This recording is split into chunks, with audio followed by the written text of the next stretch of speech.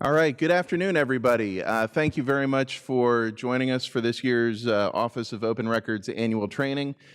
Just a few housekeeping items to take care of before we get underway. First, I've already mentioned for the people here, but for those watching us on the webinar, if you're an attorney, the link to the CLE form will be emailed to you at the conclusion of today's session. So look in your email for an email from the Office of Open Records through Eventbrite for that link.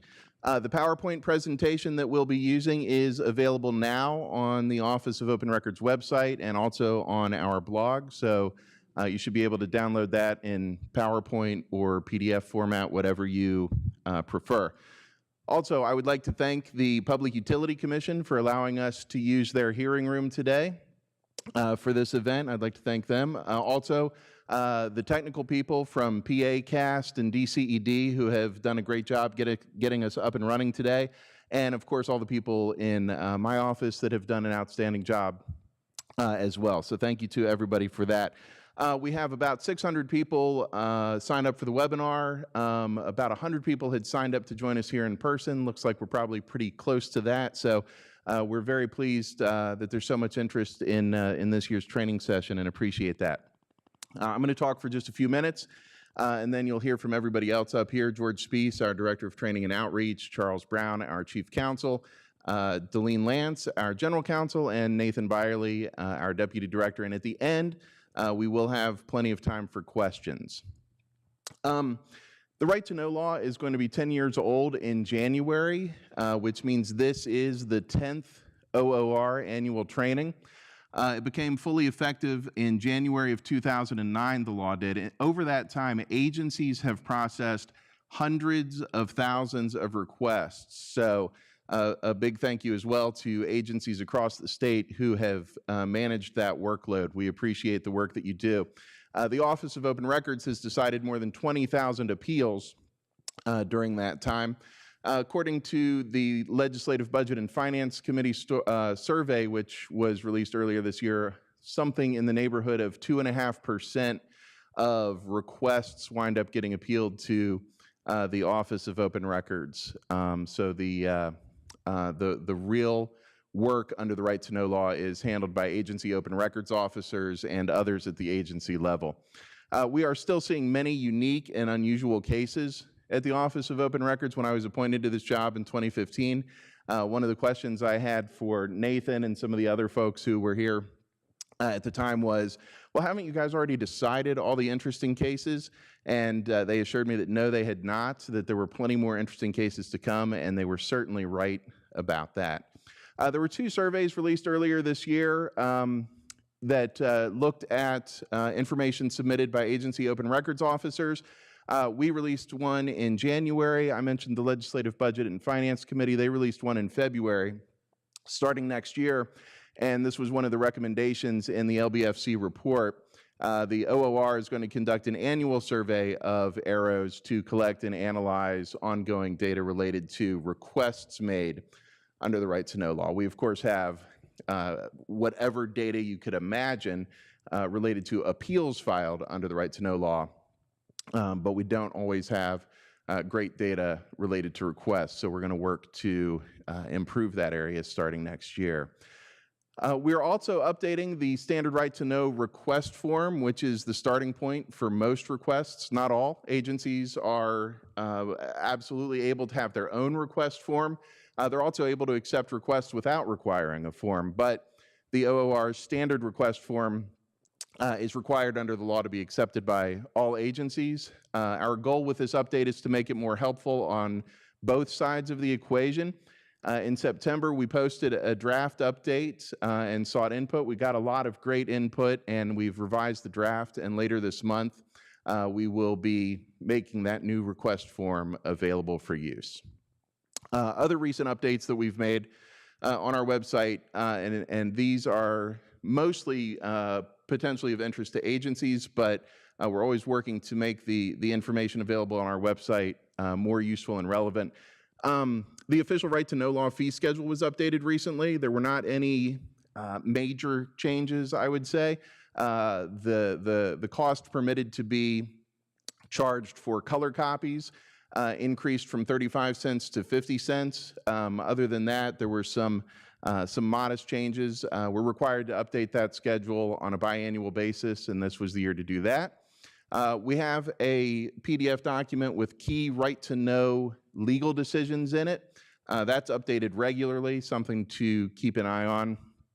We've updated our sample agency right-to-know law policy, the right-to-know law guide for law enforcement agencies to reflect, among other things, the passage and enactment of Act 22 of last year, our guide on trade secrets and confidential proprietary information, and a flow chart that has been available on our website for some time, which is often used as an educational tool, has been updated as well. If you ever see something on our website that you think is overdue for an update, please get in touch with us and let us know. We want to make sure that everything there is as useful as it can be. This year we moved to a new office over at 333 Market Street. We're on the 16th floor there. It's a perfect setup for the Office of Open Records.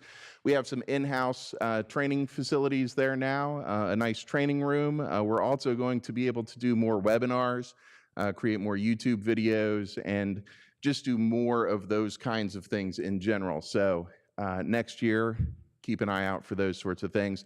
We will, of course, continue to do trainings at locations across the state.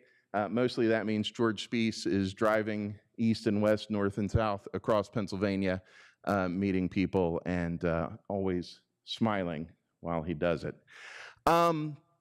Today, if you have any questions here in the room, I think everybody was given an index card. You can use that to write questions and turn them in.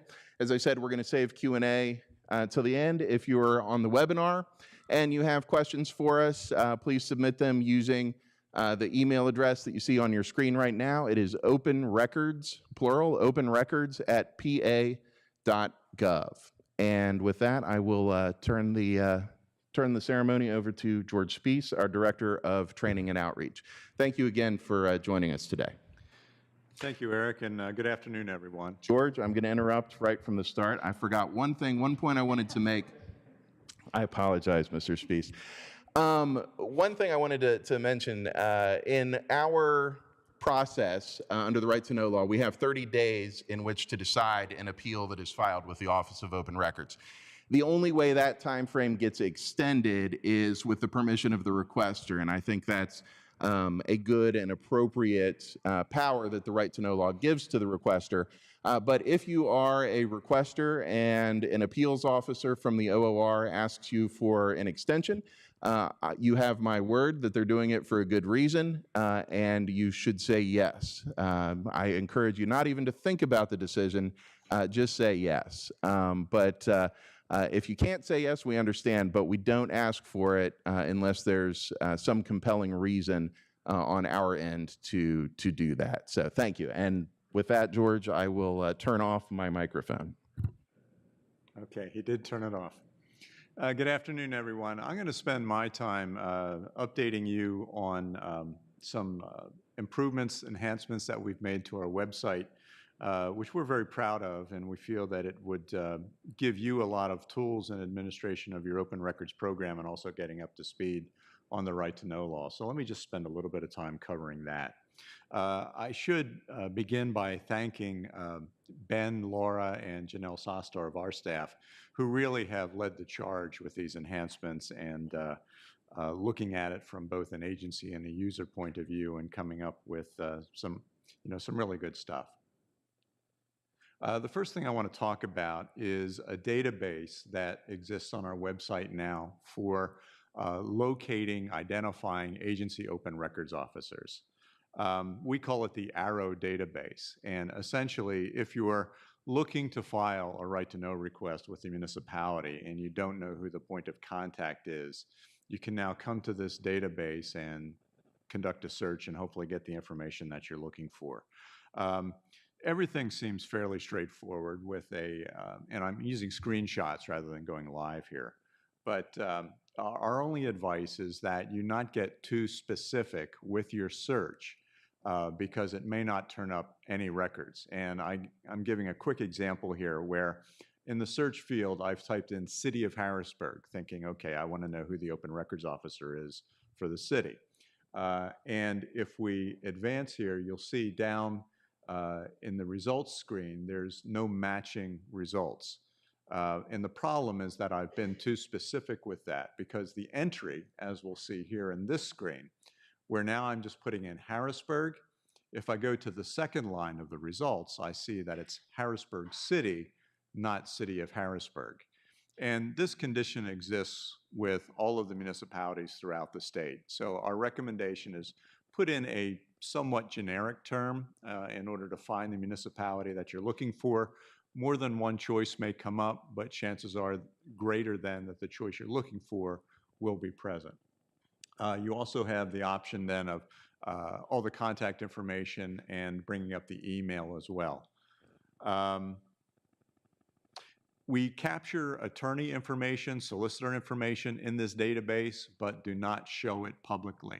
And the reason being, several solicitors that we spoke to when we were designing this indicated they don't want to be contacted directly by the public. So we heard what you said, but nevertheless, that information is captured in this database.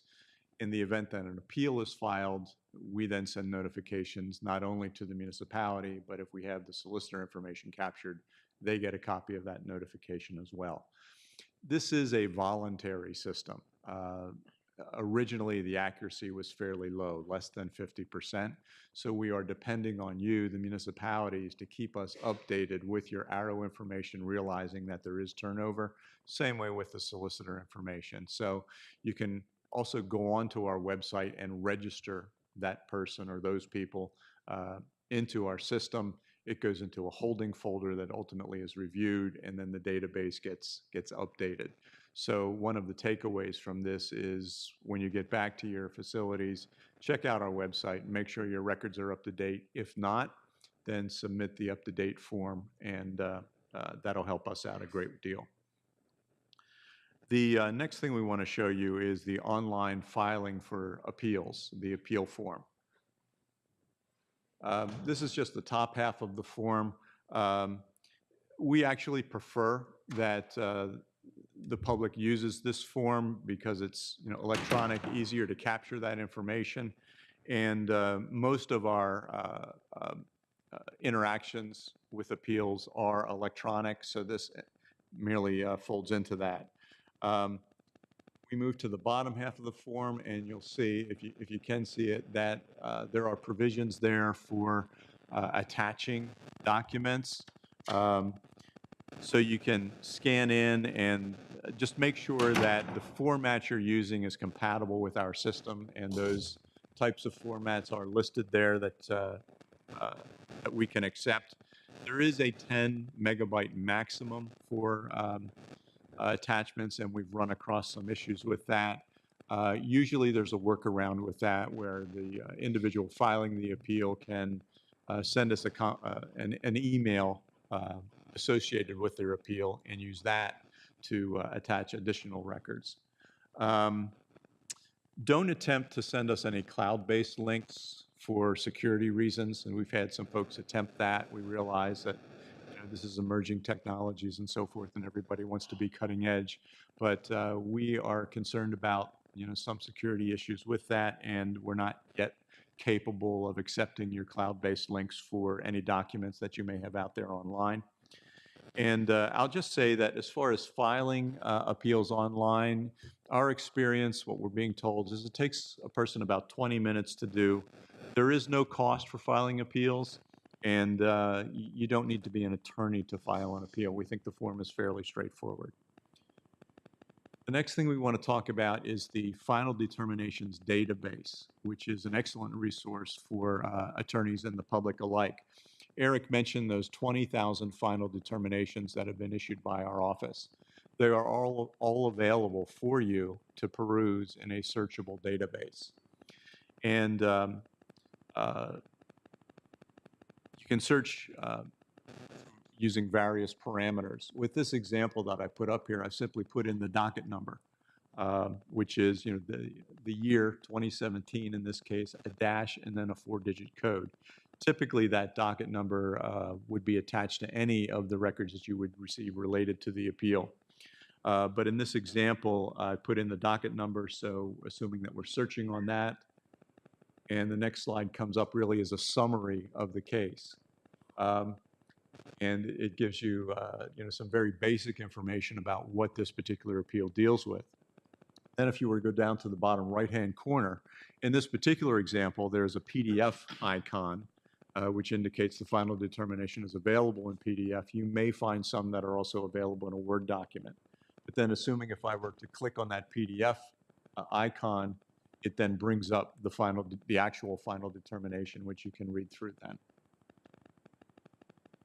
In the second example, under description, I've simply entered the phrase PUC, obviously meaning for Public Utility Commission. So if I were to search on PUC in the description field, it then brings up all of the final determinations in the database where the string PUC appears. You can see how that's circled there. And so give the total. The total's probably at the bottom of the page, so unfortunately it's hidden. But you can see how that works. So you could put in virtually any string that you're curious about on the subject matter of a final determination, and hopefully it would bring that up with the description. The next example I have is just to show you that you can search on the status of a case. Where does this case stand as far as the Office of Open Records is concerned?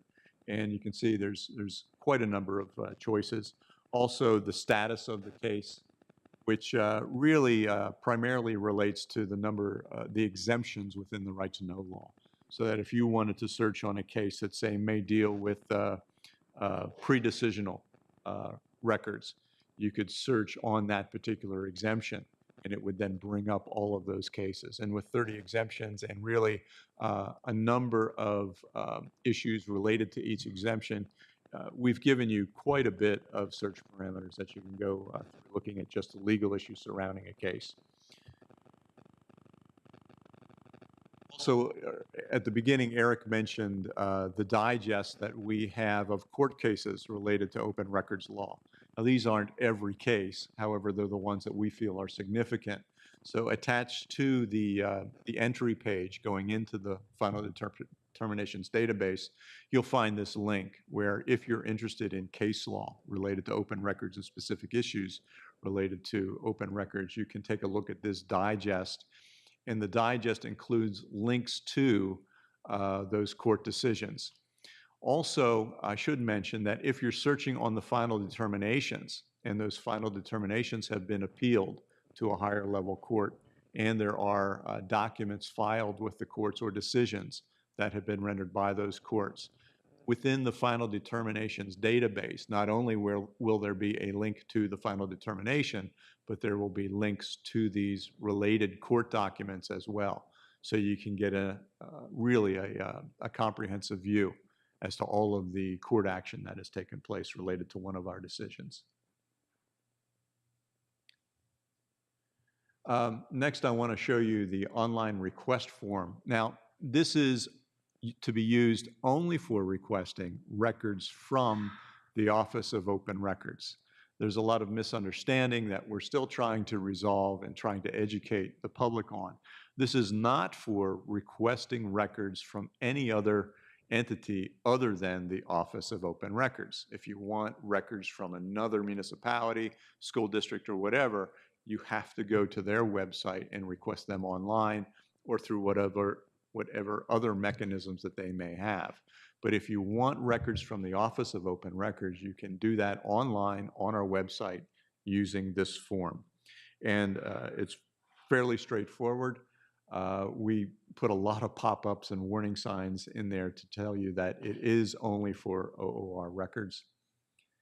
And just running down through the form, you can see it's very similar to any other open records request form, but it's all done online. It comes into our system directly, and I think we peel the requests off of there at least twice a day.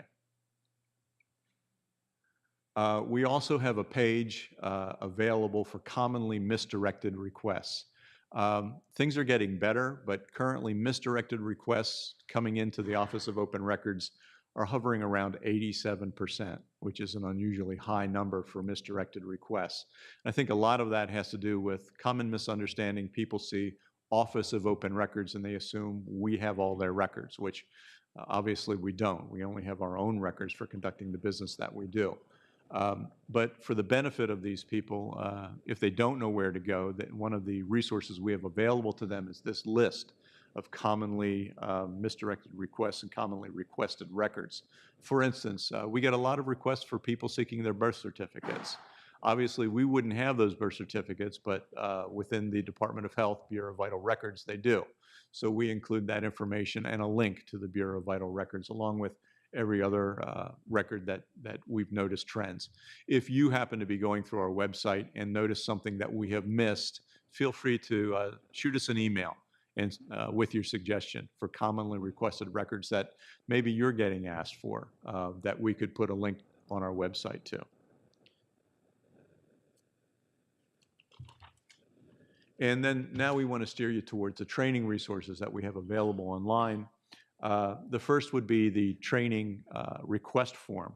If you're a municipality, if you're representing a municipality, or if you're a solicitor for a municipality, you should be aware that, and this is for the benefit of the public too, we will attempt to meet whatever training needs you have, depending on the audience, depending on the time frames, depending on availability of staff, both on your side and our side. We will design a session for you and come out to your site at no cost and put on training for either the Right to Know law or the Pennsylvania Sunshine Act. If you fill this form out online with your interests, we'll be in touch, and most likely one of the first questions we'll ask is, would you be interested in hosting a session? Because we're eager to blanket the state with as much training as we can. We don't have a regular schedule where we go about the state and put on sessions. We're dependent on you and your requests. So if you contact us, we'll ask you if you're willing and if you have the facilities to host a session. In most instances, you do. And our experience is that once you contact the surrounding municipalities, the class fills up pretty quick. And we'll come out with our equipment if you don't have any. And like I said, we'll put on this session. And we're more than happy to address whatever right to know questions that you have. Coming up in 2019, we'll be able to offer Skype for Business and webinars as a potential solution to your training issues as well. We're still working out the details of that system. We've got all the software or the hardware online. We're simply waiting for the training season to wind down a little bit, so I'll be able to dedicate some time and resources to getting that system up online, but we're looking forward to offering that as a potential training solution. We also have a training calendar on site, on the website, which you can look at so that if we are conducting training in your region, you can see and either contact the host of that training session, which pops up when you click on one of those blue lines, or contact our office directly. Many of the agencies, municipalities who are willing to host a session are also willing to open those up to have outside municipalities come in and sit in during those sessions. They've been very generous with their facilities and their time. Next, we want to show you that if you're truly a Right to Know geek, you can subscribe to our email system where every morning, I think email is 8 a.m., tweets are 7 a.m., where every decision that we've issued from the day before pops up in your email, and you can be on the cutting edge of Right to Know law with knowing what's going on there.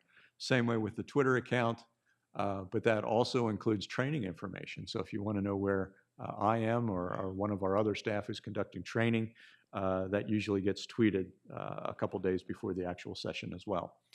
And then finally, on our website, we have a link. Oh, there's the Twitter page with all of the decisions on it. And then finally, Erik maintains his blog as executive director, where He waxes philosophic on all issues right to know and government transparency. And I'd encourage you to subscribe to that as well.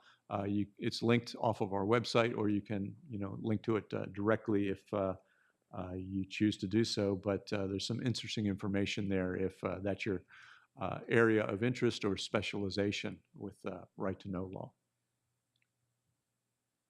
Okay, I'm now going to turn the session over to our Chief Counsel, Charles Reese Brown, who's going to talk about cases. Thank you, George. It's really impressive to see how far the Office of Open Records technology has come over the years. Well, I guess I didn't listen to Erik's instructions. I am going to talk about some of the more significant case law which has come down since the last time we had our annual training. There are a couple of Supreme Court cases that I'll talk about. There are a couple of Common Pleas Court cases that I'll talk about, but most of the cases are going to be coming out of the Commonwealth Court. The first case I'd like to talk about is the Reese case. And this considered the issue of to what extent information which is made public under the Administrative Code is subject to the provisions of the Right to Know law. Now, the Administrative Code requires that state agencies report each year on their state employees, specifically the name, their job position, their salary, the date they were hired, their date of birth, and their employment history. And all this information is public. Now, a requester filed a request for this information, and the state treasurer, who is one of the agencies which holds this information, filed a declaratory judgment action seeking a declaration that this information was subject to the Right to Know law's 30 exemptions. And this case wound up, in the Supreme Court, and the Supreme Court looked at sections 306 and 3101.1 of the law.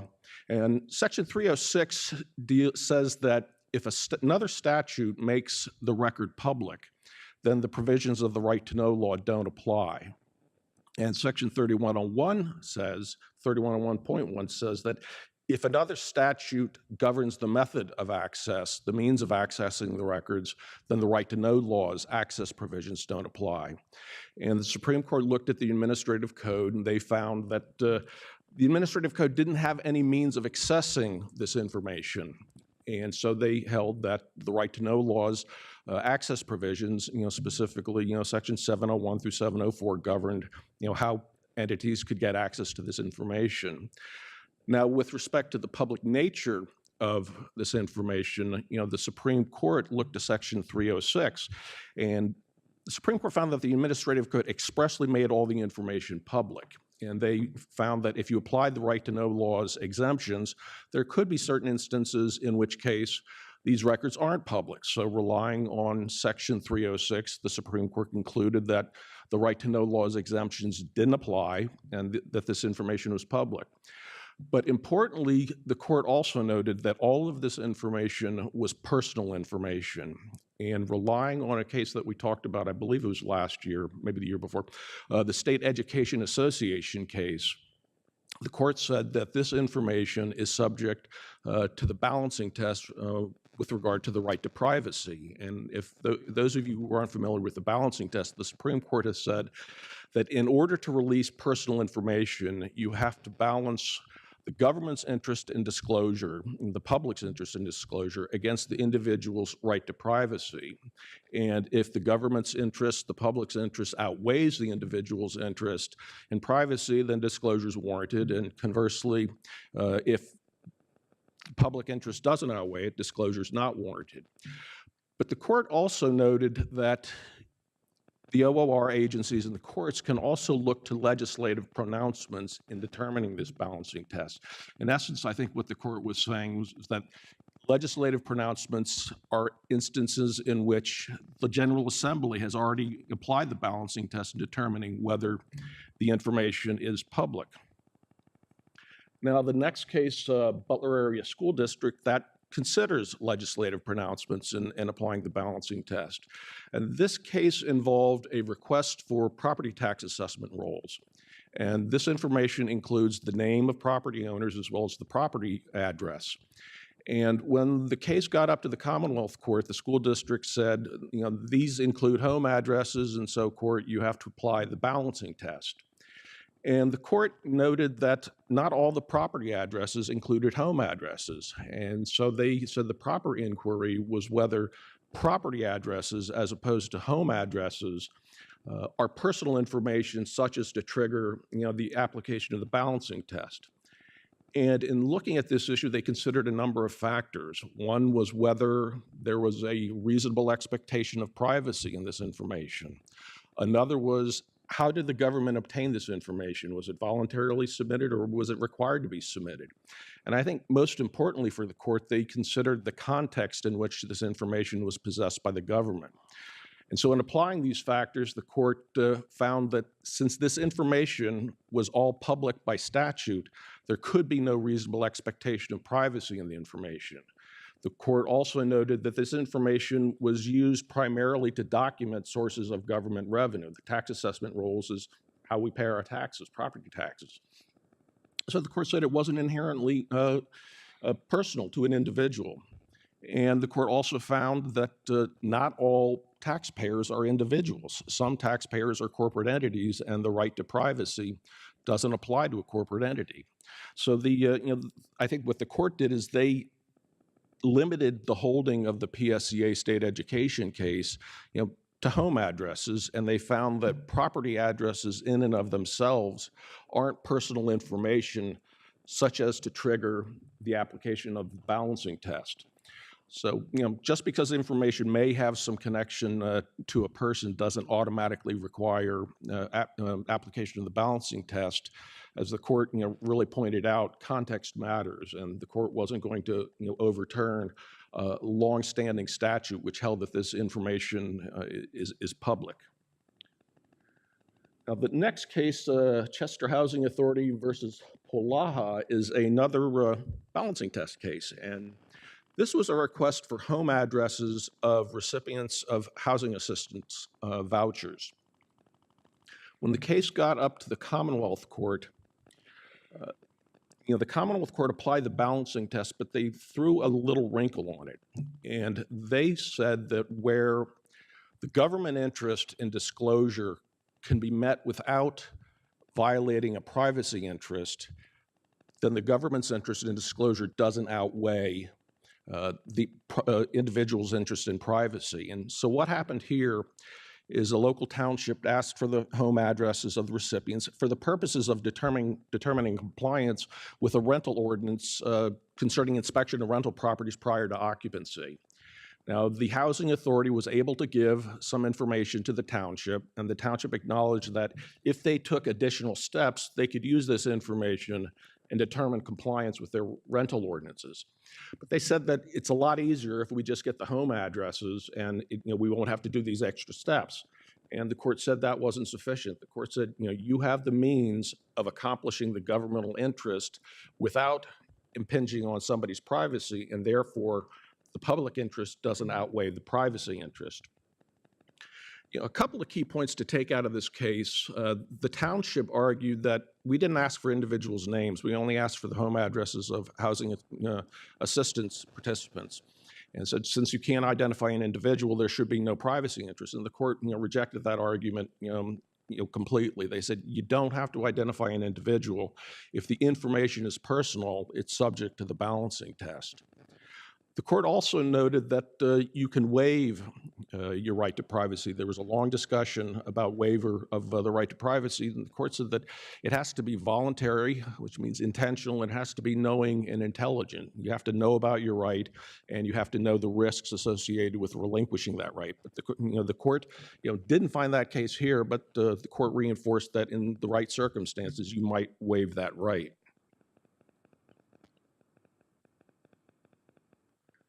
State Police versus Grove case, another Supreme Court case. This is a case we talked about a couple of years ago when it was in front of the Commonwealth Court. And here, a requester sought a state police dash cam video when they responded to the scene of an accident. And the state police denied the request, saying it was related to their investigation of potential violations of the vehicle code. And so the question became whether the video was related to a criminal investigation. Now, I'm not going to get in the weeds too much on this because law enforcement videos now are subject to Act 22, which takes them, out of the purview of the right to know law. But this case is important, to consider the question of, when a record is related to an investigation. And in this case, the court looked at the testimony and they found that the state police didn't use the video to investigate whether a crime was committed. The state police used the testimony of the witnesses that they interviewed at the crime scene to determine whether a crime was committed. Simply the video just showed the troopers walking around looking at the at the accident scene and interviewing witnesses. But the state police acknowledged that in determining whether a crime was committed, they relied on witness testimony. So because this record, wasn't used as part of the investigation, it didn't fall within the exemption. So just because something is connected to an investigation doesn't mean that it's exempt. It needs to be, used as part of the investigation. Which takes us to another video case involving the investigative exemptions. That's the California Borough versus Rothy case. This is one of the few cases where we held a hearing. We actually held a hearing out in Pittsburgh. One of the local judges was kind enough to allow us to use his courtroom, and we held a hearing. But this involved a local police department arresting a young man and putting him in a holding cell and handcuffing him to the bench in the holding cell. And while he was there, the arresting officer went in and beat him up. And needless to say, the arresting officer was fired and he was appropriately charged and he appropriately spent time in jail.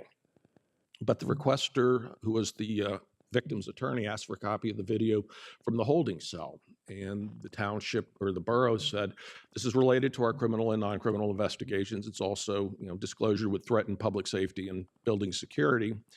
And they denied it. Came up on appeal to us. We held a hearing. We took testimony from the chief of the police, and we determined that because the video wasn't created for the purpose of investigating a crime or a non-criminal incident, it wasn't exempt under the investigative exemptions, and that the evidence wasn't sufficient to show that disclosure would threaten public safety, primarily because the chief of police had shown this video to two local news stations. During the course of the appeal, the agency also questioned our jurisdiction. Now, the right to know law provides that records which are claimed to be records of a criminal investigation in the hands of a local agency are subject to the jurisdiction of the county district attorney, not subject to the jurisdiction of the Office of Open Records. But we retained jurisdiction, and we held that because the record wasn't created for investigative purposes and the security concerns were too speculative, we granted access to the videos, and the local court of common pleas agreed with us. And when it went up to the Commonwealth Court said, reversed both of us. The Commonwealth Court said that these were related to criminal and non-criminal investigations. And they distinguished the Grove case, noting that, as I said before, the Grove video wasn't used as part of the investigation. The troopers testified that their witness interviews were what led them to conclude their conclusions in the investigation. Here, the chief of police said that he used the video to determine whether or not to fire the police officer, and he used the video to determine whether or not to file criminal charges against the police officer. So again, even if it's it doesn't have to be created as part of an investigation. If it's used as part of the investigation, it can fall within the investigative exemption. Now, with respect to the jurisdictional claim, the court said that the right to know law was unclear as to when the Office of Open Records was divested of jurisdiction. Did it require a mere claim of the exemption, or did it require something more? Our past practice had been that an agency simply had to say this is a criminal investigative record, and we would immediately either dismiss it or transfer it to the district attorney. Our current practice is that we need to see some evidence that an investigation has occurred, either from the face of the request. If a requester is asking for the police report from a homicide investigation, that's pretty facially exempt and we'll transfer it. But if the request doesn't give us any evidence as to whether or not a criminal investigation occurred, we're going to want to see something from the local police department to say that, our police officers responded to this incident, and we conducted an investigation as to whether X, Y, and Z crimes occurred. And that's when we'll divest jurisdiction. But the court didn't get to that issue. The court said that whether or not it was the Open Records Office or the county DA, all appeals go to the Court of Common Pleas. The Court of Common Pleas heard the case, therefore the issue is moot. But this course will keep us on our current practice of requiring some sort of evidence, so that if you're a local agency and you invoke the criminal investigative exemption, we're going to need to see something before we transfer it over to the DA. This next case, Easton Area School District, is another video case. We had a lot of video cases this year, and this concerns whether a school bus video is protected by the Federal Educational Rights Privacy Act, also known as FERPA. FERPA protects education records of a student from disclosure without consent. And this video showed a teacher roughly handling a student on a school bus, and somebody wanted to see it. And the school district said, no, it's protected by FERPA. It came up to us. We said this isn't an educational record, and we granted access. The trial court agreed with us, and when it went up to the Commonwealth Court affirmed the trial court, affirming us, but for different reasons. FERPA is a statute which has been interpreted differently by courts across the country. Some courts will only apply FERPA if the record is related to a student's academic performance, if it's contained in an education file. This was the interpretation that we had previously always adopted. Other courts have held that any information which is directly related to a student constitutes an education record, irrespective of whether it relates to their academic performance. And that's the interpretation that the Commonwealth Court held. Now, looking at the video, the court said this video really was directly related to teachers' misconduct in roughly handling the student, and it was only tangentially related to the student. Therefore, because it wasn't directly related to the student, it was not an education record, and it wasn't protected by FERPA. So the importance of this case is it's going to change the paradigm over how we view FERPA cases. I will tell you there is another case currently pending in the Commonwealth Court involving the local Fox 43 station in the Central Dauphin School District. It's almost exactly the same. It involves a video of a parent getting into an altercation with a member of, I believe it's the school's girls basketball team after a game, and I guess assaulting her. So we'll see how the court handles that one, but I expect they'll follow suit. The next case is Gregg Township versus Grove. This is another video case, and this time it involves the security exemptions. And a requester sought camera footage from a municipal office building, and the township denied, saying that disclosure would threaten public safety and building security. When we heard it, we concluded this was video of a public place that anybody can walk into and see what it shows, and we found their evidence too conclusory. When it went to the trial court reversed us, and then there was an appeal to Commonwealth Court, and the Commonwealth Court focused primarily on the township's evidence, and they found that the evidence didn't show what the video showed, and they didn't demonstrate how disclosure would have threatened building security. But they also noted that the township had previously released this information to requesters in the past. And the court was very direct in saying that just because you released a record in the past doesn't mean that you can't assert exemptions in the future. But they did note that this releasing the video footage in the past kind of undercut their argument that if people could see what the camera saw, that building security would be threatened. So this case, stands for the proposition that if you're an agency, the burden of proof is on you to meet the exemption. You've got to submit sufficient evidence.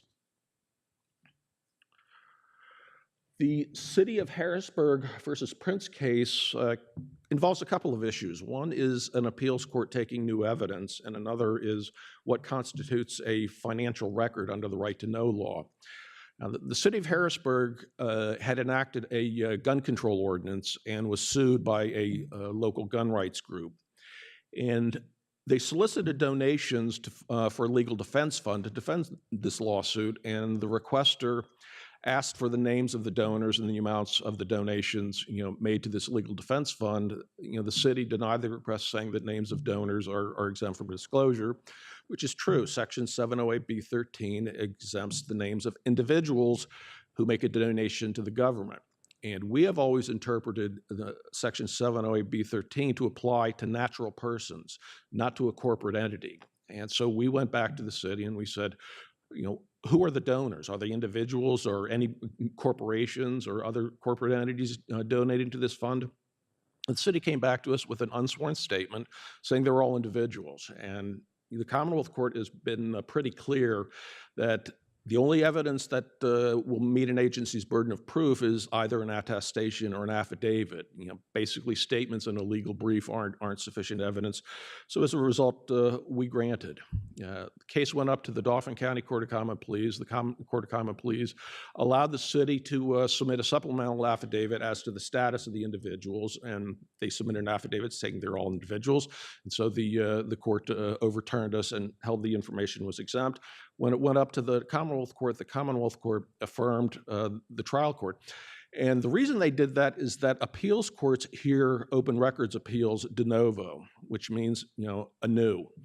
They can substitute credibility determinations for our credibility determinations. If we didn't believe a witness, they can decide to believe a witness.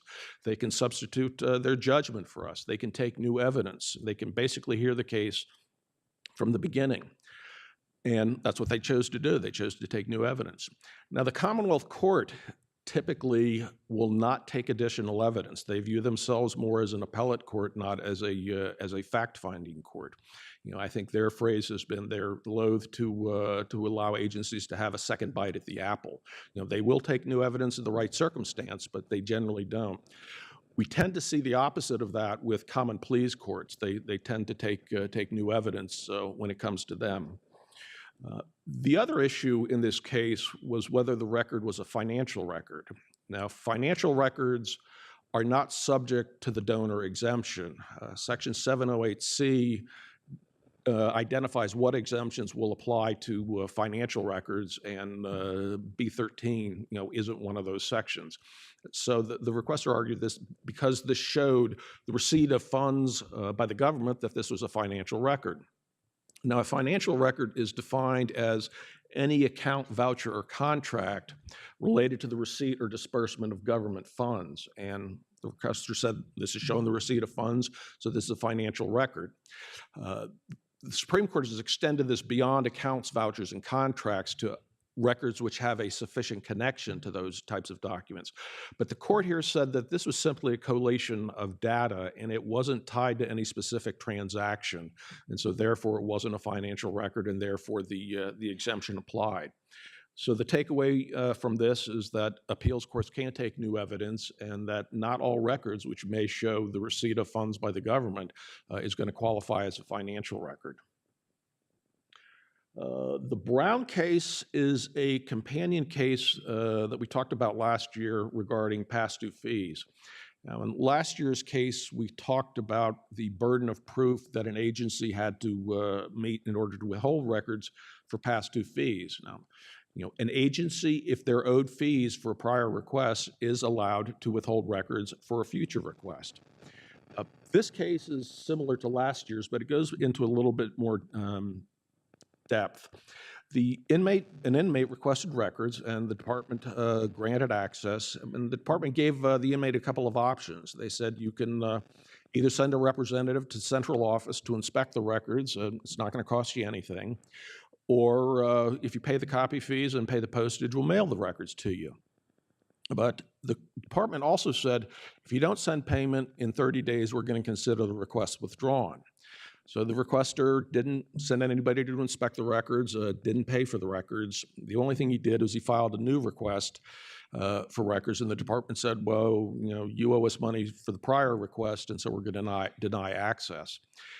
When this went to the Commonwealth Court said there was insufficient evidence to show when the department made the copies and whether the department made the copies available to the inmate. I think the court was really focused on the fact that the department said if we don't receive payment in 30 days, the request is going to be considered withdrawn. And so they wanted additional evidence as to when the department made those copies. And I think this reinforces the notion that a requester is liable for copy charges if the copies are made and made available to the requester. But there's a corollary to that notion, which is that if a request is withdrawn prior to the copies being made, then the requester isn't liable for those fees.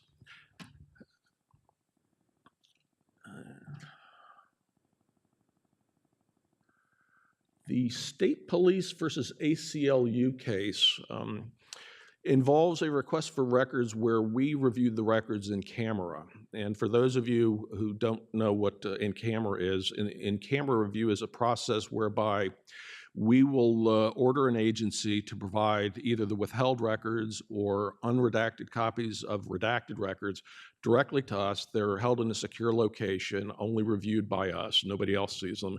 And we look at the records and actually to try to determine whether the exemption has been met. And in this case, the ACLU sought a copy of the state police's policy regarding their protocol for using social media monitoring software. And the state police provided a redacted copy of the policy, but they said the redacted portions disclosure would threaten public safety and security. We looked at their affidavit, and we decided we wanted to see the unredacted copy of the policy. And we looked at the policy in camera, and the state police had said if these redacted redactions are disclosed, third parties can see how we do things, and they can circumvent our investigative methods. And we looked at it, and we said this is all just administrative in nature. I mean, it really doesn't disclose methods or anything which on its face looked like it would allow third parties to avoid detection. When it went up to the Commonwealth Court, and as routine practice, as part of our practice, we always send in-camera records up to the court.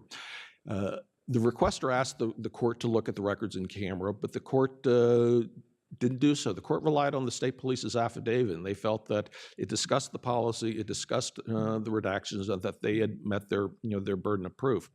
The point I like to make about this case is just because we look at records in camera doesn't mean that the court will always look at records in camera. Now, having said that, this is the only case that I'm aware of where we have conducted in-camera review, but the court hasn't. I don't know if this means the court's going in a new direction or if there was something specific about the affidavit, something unique about this case, but just the takeaway is that just because we look at it in camera doesn't mean the court will.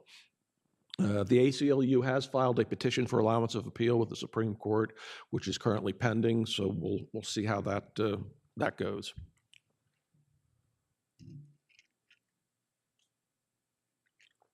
The Miller Center County case discusses whether a district attorney is a judicial agency under the right to know law. And here there was a request for communications between the DA and several judges during the course of several criminal trials. And ordinarily, records of communications of an agency are presumptively subject to public disclosure unless an exemption applies. But for a judicial agency, the only records which are subject to public disclosure are financial records. And so the DA here said, these are not financial records. I'm a judicial agency, therefore these aren't subject to disclosure under the right to know law. The local court agreed, and it went up to the Commonwealth Court, and the Commonwealth Court reversed, and then it went up to the Supreme Court. And the Supreme Court upheld the Commonwealth Court, and they looked at the definition of a judicial agency in the right to know law, and that provides that any entity as part of the unified judicial system is a judicial agency. The court then looked at the judicial code and the rules of judicial administration, and they found three definitions. One is personnel of the system, and that includes judges and their staff.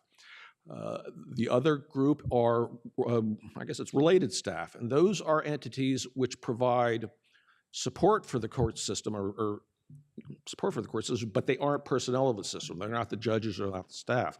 There's a third category, system and related personnel, and this includes DAs, public defenders, sheriffs, prothonotarians, clerks of courts, registers of wills, and there's a whole laundry list of officers which fall within that definition. And what the court found was that these really fell within the definition of related staff, and they weren't personnel of the system. Therefore, they weren't, a judicial agency. So, if you come across an entity which says we're a judicial agency and they meet the definition of system and related personnel in the Judicial Code and Rules of Judicial Administration, they're not a judicial agency and they're subject to the full right to know law.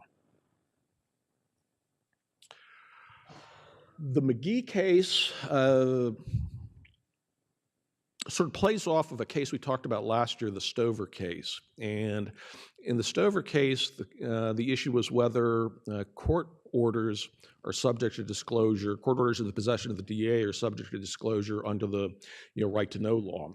And when it came to us, we said that these were part of the DA's activities, and therefore it was subject to disclosure. When I went up to the trial court and later the Commonwealth Court, they disagreed, and they said this was a record created by a judicial agency, and therefore it's not subject to public disclosure. But they were very limited in their holding in Stover. They limited it solely to court orders. They didn't expand that. The McGee case involves a request for transcripts from court hearings. And this case was appealed to us before Stover came down, and using our same analysis when Stover was before us, we found that this was subject to disclosure. It wasn't a judicial record. And the local court reversed us, and the Commonwealth Court reversed us. And the Commonwealth Court looked to the rules of judicial administration, and they concluded that there's a rule which says that court transcripts are the exclusive property of the judiciary. Therefore, they found that that this was a court record and not subject to disclosure. So it looks like with the McGee case, even though it's unpublished, it looks like the court is expanding the Stover holding to include all non-financial records generated by a court as not falling within the right to know law. There is an interesting footnote in this case because the court recognized that due to the passage of time, the fact might be that the court no longer had copies of these transcripts, and so the court told the requester in this footnote that he could possibly get a court order from the court, seeking to compel the DA to release these records. Now, another point I like to make about court records, just because they're don't fall within the right to know law, they are still generally subject to public access under a common law right of access to court records. So, just because you can't get it through the right to know law doesn't mean you can't go down to the courthouse and get copies of judicial records.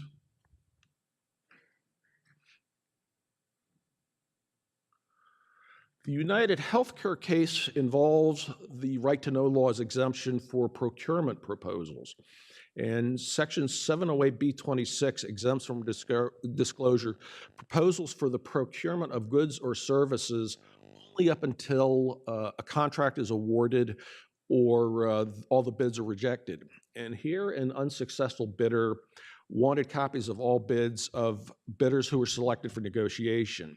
The department said the contract hasn't been awarded, the contract hasn't been executed, therefore it's not subject to disclosure.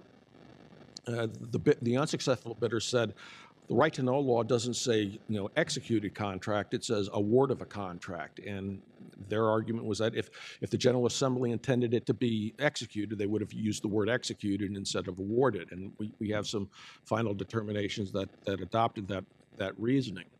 And when it got to the Commonwealth Court disagreed, and they held that the term award of a contract for purposes of the exemption meant executed contract. And they based this on the language of the procurement code. Now, prior to 2002, the term award of a contract was defined to mean when a bidder is selected for negotiation. So there was a distinction between when a contract was awarded and when a contract was executed. But that definition went away in 2002. So the court went to look at the procurement code's bid protest procedures. And there, the procurement code says that an unsuccessful bidder can protest a bid within 7 days of the award of the contract. And the case law interpreting the bid protest procedures had interpreted award of the contract to mean a fully executed contract. So now if you're seeking procurement proposals, you've got to wait till the contract is fully executed before it no longer falls within the exemption. The McKelvey case involves one of the hot topics in Pennsylvania these days, and that's medical marijuana. And this case, Penn Live, one of their reporters, asked for the names of all the review panel members. And the department denied, saying that this information is confidential under the medical marijuana regulations. When the case came to us, we looked at it, and the regulation says that the applicant for a license can't find out the names of the review panel members who denied the application. And the regulations have a confidentiality provision which laid out all this information which was confidential, but this provision dealing with the applicant was contained within a denial appeal process section. So, we were looking, so it sort of seemed to say that it's available to the public, but it's not available to the applicant. And we kind of looked at that and thought, well, if the applicant can't get it, but the public can get it, all the applicant has to do is go ask a third party for it and they can get the information. And that kind of seemed like an absurd result. And we thought about it and thought about it and thought about it. And we finally came to the conclusion, and I got to give credit to Mr. Byerly at the end, he's the one who cracked this nut.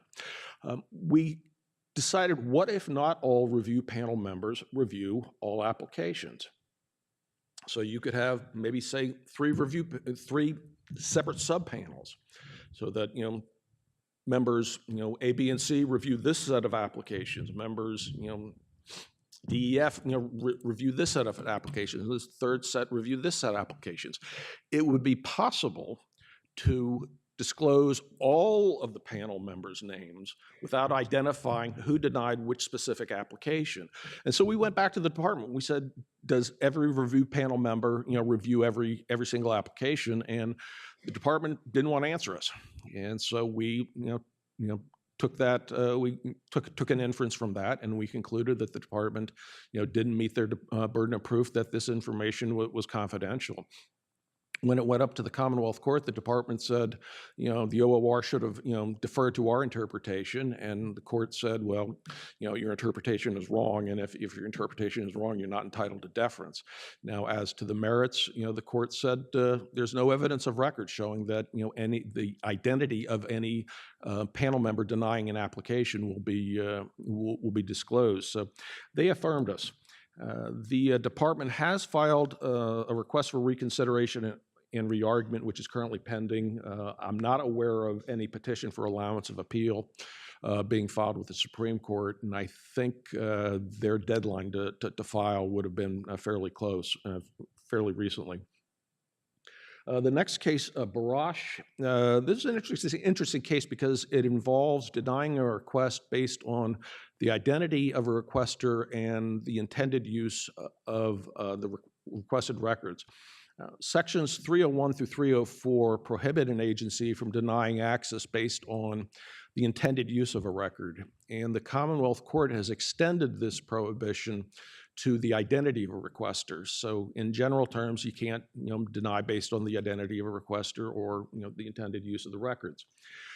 This case involved the requester was convicted of arson, and he filed suit against people who testified him at his arson trial, as well as several of the prosecuting attorneys. And during the course of this litigation, there was a protective order filed, quashing his discovery subpoenas. The case was subsequently discontinued, but then he filed right-to-know law requests for this, relatively the same information. We relied on the protective order, and the local court relied on the protective order to say this information wasn't subject to disclosure. And the Commonwealth Court affirmed, but the Commonwealth Court noted that just because you're a litigant in civil litigation doesn't necessarily prohibit you from filing right-to-know law requests.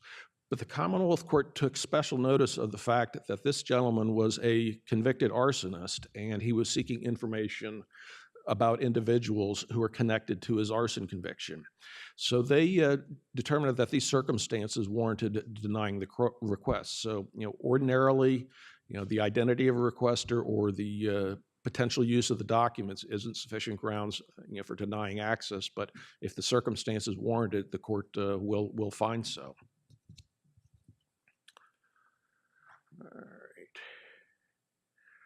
All right, I'm going to talk about the Redding case first. This case, the Redding case, involves a request for attorney's fees. There were 6 requests filed with the city. The city took their 30-day extension. They then didn't respond. The requester filed an appeal with us. The city didn't participate on appeal, so we granted access. The city didn't appeal our decision or didn't file the record or provide the records, and so the requester filed an enforcement action with the Berks County Court. The city then ignored the Berks County Court and got a default judgment slapped against them, and that got their attention. So they filed a motion to reopen the judgment, which the court denied. There was then a motion for attorney's fees.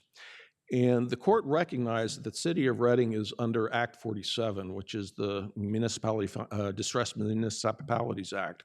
And they noted that the city may not have resources or the staff or the time to meet all their obligations. But the court also noted that the right to know law serves, and in their words, very important purposes. And the court found that to encourage compliance with the right to know law, that an attorney's fee award of a little over $12,000 was warranted. Now, up until about 3 days ago, this was the largest attorney fee award that we had seen under the right to know law case, which takes us to the Uniontown newspapers case. And this case stands as a very stark reminder that an agency can and will be penalized if they fail to meet their obligations under the right to know law. This case involved a request for inmate records from inmates who were experiencing health conditions at SCI Fayette. And apparently there had been a media article alleging that there was increased incidences of cancer at SCI Fayette, and that may have been possibly linked to a coal fly ash dump, which was located nearby. And we ordered disclosure. The requester eventually filed an enforcement action, with the Commonwealth Court. The Commonwealth Court, held some hearings. They entered an order ordering further disclosure. Now, the initial phase of this case involved a request for bad faith penalties. Now, the right to know law allows the court to impose a penalty of up to $1,500 for bad faith. And in considering bad faith, the court looked to the agency's conduct in responding to the request, looked to the agency's conduct in participating in the appeal before us, and also looked to their conduct during the enforcement proceeding.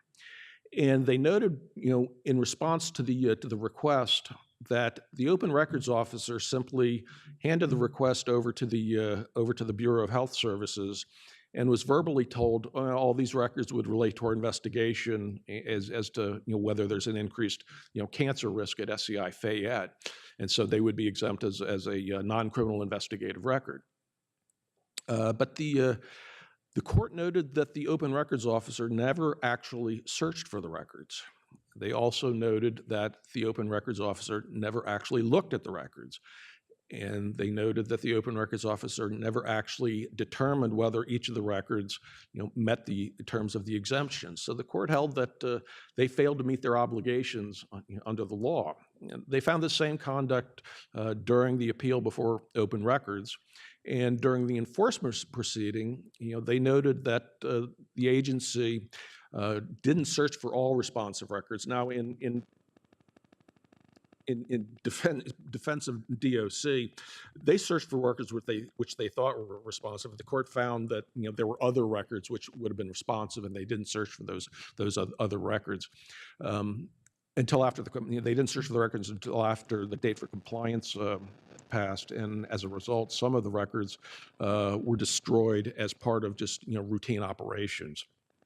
And in determining whether to assess bad faith, the court said it doesn't matter, you don't have to commit fraud, you don't have to be corrupt. The failure to perform your duties under the law is sufficient to warrant a bad faith finding. And so they found that the department didn't meet their obligations under the law, and therefore bad faith was warranted. So if you're an open records officer, you have an obligation to search for the records, you've got to look at the records, and you've got to assess whether the records meet the exemption. Now, there was a later motion for attorney's fees, and this came down just about 3 days ago, and the court, basically relying on their bad faith finding, awarded attorney's fees in the amount of $118,458.37. which is, a huge amount of money. And, the court, noted that, this could be taxpayer money and was very sensitive to that. But the, court also noted that, based on, the facts and circumstances of this case, the requester was entitled to the attorney's fees for exercising their rights under the law. Another point about this case, which I thought was interesting, involves a duty to preserve records. Now, the right to know law doesn't say that when a request is filed that you have to preserve the records, that you can't get rid of them. But in this case, the court considered whether a failure to preserve the records, amounted to bad faith. Now, the court, didn't find bad faith, but they did, make a very strong statement that agencies must be afforded a reasonable opportunity to place a litigation hold. And the reason they didn't find bad faith is because a lot of these records, were constantly changing. They were in databases which were constantly being updated, and so they, the court found that, the agency can't be considered to immediately initiate a litigation hold. They have to have a reasonable amount of time. But the important thing is that it seems like the court has all but said that, that if there's a request for records, that you've got to preserve them. Now, I think the open issue here is, I think certainly there is an obligation to preserve records in response to a court order, but I still think it's kind of an open question as to whether that obligation flows down to preserving records, during appeal to the OOR, or in response to a request. I mean, we would argue that there is, but I don't, I don't think the court went that far. But we'll see where the court goes. But the court, did send a very strong signal that you can't get rid of records that are being requested. I was going to talk real briefly, time's almost up, about some cases which we're seeing coming up, in the next year. One of them are going to be involved coroner records and involving the opioid crisis. There's been a lot of requests for records on opioid deaths, and the counties and the coroners have said that they're not subject to public disclosure. We've held that they're subject to disclosure under the Coroners Act, but we'll see how the Commonwealth Court or the local courts come down on that. There's also going to be the medical marijuana license application cases. Those will be coming down probably within the next year. And I was going to talk about the Amazon cases, but just I believe it was yesterday, the Allegheny Court ordered disclosure of the Amazon HQ2 proposal. I've seen media reports that that the county and the city are going to appeal that to Commonwealth Court. So we'll see what what the court says as their basis. There are also cases involving, that are before the Commonwealth Court involving state agencies, and there are other Amazon cases involving the city of Philadelphia. So we'll see how that all plays out. But right now it looks at least one court has come down saying that that we have a right to know what taxpayer monies were pledged to Amazon to bring the headquarters here. And with that, I will turn it over. All right, thank you very much, Charles. And before we go to Delene and Nathan, just a reminder for those of you here with us live, if you have questions, you can write them down on your index cards. Just hold them up in the air, and one of our folks will come around and collect those. And if you have questions for us and you're participating via webinar, please send those to open records, plural, openrecords@pa.gov. Thank you very much. Delene. All right. right, well, good afternoon. And Charles, that was a great segue from the Uniontown case to our next topic that Nathan and I are presenting, which is ethics and the right to know law and the Sunshine Act. Ethics. Basically, definition of ethics is the moral principles that govern a person's behavior or the conducting of an activity. And we compare this to legal principles, which are basically a body of rules that govern a society. And those two principles are very closely related. When you look at ethical values and legal principles, they often intertwine, especially in cases that the law mandates ethical conduct. So when you look at, like, for example, employment law, when you look at the code of ethics and federal regulations, those are often those two topics intertwine. And it is complex issues that we deal with when we deal with ethical considerations and legal considerations. In the right to know law, we look at it because they occur because in both the request stage and the appeal stage, we're dealing with people that are subject to ethical rules of conduct. And also we're looking at subject matter where there are ethical legal issues involved. So who do ethics apply to? Well, everyone has their own code of moral principle, but in the lens of the right to know law, when we look at this, what about citizens? And Nathan and I had a discussion up here exchanging pieces of paper. Is there ethical considerations that apply to citizens? And not so much. I would think, and I don't know, Charles, what you would think about this, but I think maybe like for under the right to know law, it would be more of a disruptive requester, which has not really been tested legally, So citizens, as regarding the right to know law, they do have legal obligations under the law, but ethical, that was the only one I could really find that we could think of. Agency open records officers. They are, of course, most of them, some open records officers are employees that do have the code of conduct that applies to their behavior. And they also, under the right to know law, have certain responsibilities regarding time frames for responses, appeals, and also for to make a good faith search for your records. Attorneys, of course, have ethical responsibilities under the right to know law, as well as the professional responsibilities that they have under the Pennsylvania Supreme Court rules. Appeals officers under our office, of course, are all attorneys, so those same considerations apply to them for the legal principles, legal rules, and they also have certain responsibilities under the law that they have to conform with. The executive director. The executive director, of course, is a Commonwealth employee, so he has to fall under the code of conduct in his role in this office. So when we talk about legal ethics, as I said, if you're an attorney in the Commonwealth of Pennsylvania, you have to get your 2 mandatory ethics continuing legal education credits per year as part of the 12 credits that you have to get every year. So it's very important that attorneys continue to get educated on their ethics. Pennsylvania has the rules of professional conduct that define a lawyer's responsibility to their client, and it applies to the attorney-client relationship, the counselor-advocate, transactions with persons other than clients, law firms and associations, public service, and integrity in the profession. And as I said earlier, the Pennsylvania Supreme Court regulates the conduct of attorneys in the practice of law in the Commonwealth.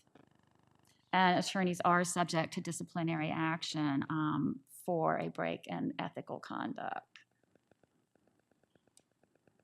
So public officials and employees, as we said, the executive director is an employee. A lot of open records officers are employees of the Commonwealth, and the State Ethics Commission enforces the Public Official and Employees Ethics Act. And this does apply to public officials and employees. It finds that public office is a public trust and that any effort to realize personal financial gain through public office other than compensation provided by law is a violation of that trust. Public officials must file an annual statement of financial interest disclosing that, and every year we do that to the State Ethics Commission. So what is a public official? What this rule would apply to.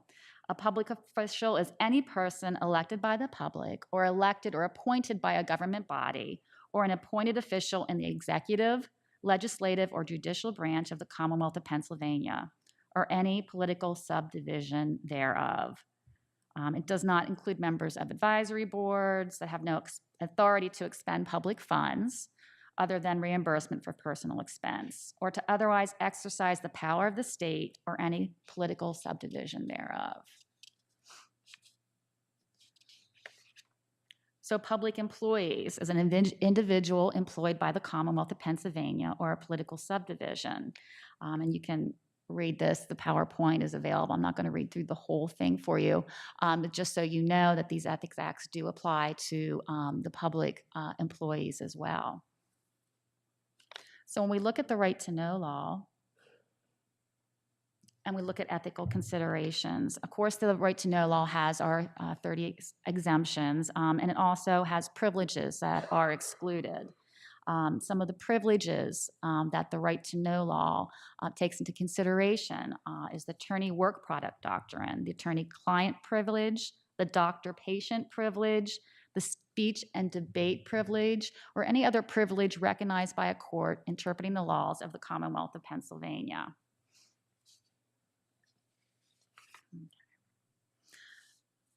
The OOR review of those privileges. There were a couple court cases that involved our ability to actually review public records to determine if these privileges actually applied. So the one court case, which is cited here, which is Center Township, says the Pennsylvania Office of Open Records' involvement in the process of Pennsylvania's right to know law does not implicate, much less infringe upon, the Pennsylvania Supreme Court exclusive authority to govern the conduct of attorneys practicing law in the Commonwealth of Pennsylvania. Accordingly, when the OOR exercises subject matter jurisdiction and determines whether a request is covered by an attorney-client privilege, the work product doctrine, or the ethics-based rules of confidentiality, the OOR does not infringe upon the Supreme Court's authority under the PA Constitution. So that gives us the ability to review those records that are in front of us that invoke those privileges. So how do we determine if a privilege applies to the record?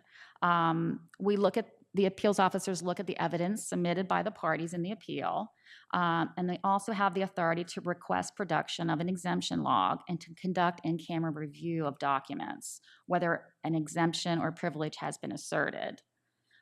Records reviewed in camera may serve as a sufficient basis for a fact finder to assess whether an exemption applies. So our in-camera process, it's available on our website, but basically an appeals officer reviews records claimed to be non-public. And then we have a list of suggestions of how that in-camera index is supplied to us. Bates numbers, the date of the record, a description of the record, for example, email, memo, or text message, the name and title of the author and each recipient of the record, a general description of the subject matter, and a citation to the legal basis of the withholding of that specific record or the redaction of the record. When we look at agency ethical considerations, good faith, Section 901 of the Right to Know law provides that there has to be a written request for access to a record, and that an agency, upon receipt of that request, shall make a good faith effort to respond as promptly as possible under the circumstances existing at the time of the request. So we not only have a time response for an agency to respond to a right to know law request, but we also have that good faith effort to conduct a search for those records. We presume that the Commonwealth agencies will act in good faith in discharging their statutory duties under the right to know law. And Section 703 of the right to know law obliges agency employees who receive right to know law record requests to forward the request to the open records officer of the agency. And then Section 901 makes the good faith effort is laid out there and asks that they respond to the request as promptly as possible and within 5 business days, unless they have to take the 30-day extension for one of the reasons as outlined by the law. Now, affidavits are a very good way for an agency to say how they put forth a good faith effort. And when we look at affidavits, we're looking at conclusory affidavits versus specific affidavits. And these are affidavits can be put into evidence before our office, and we look at those to determine many things. And one of those things is how the search was done by the agency open records officer. So they're a means through which a governmental agency details a search it conducted for the records, the documents requested, and justifies the non-disclosure of requested records under each exemption upon which it is relied. And that would be exemptions or privileges which are applied. They must be detailed, non-conclusory, and submitted in good faith. Absent evidence of bad faith, the veracity of an agency's submissions explaining reasons for non-disclosure should not be questioned. A generic determination or conclusory statements are not sufficient to justify the exemption of public records. It must be specific enough to permit the OOR or a reviewing court to ascertain whether the claimed exemption applies to the record.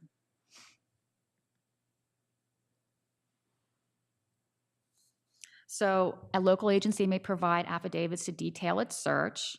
It can say how the opens record officer conducted the search for those documents that were responsive to the request and the justification which is applicable by the opens record officer.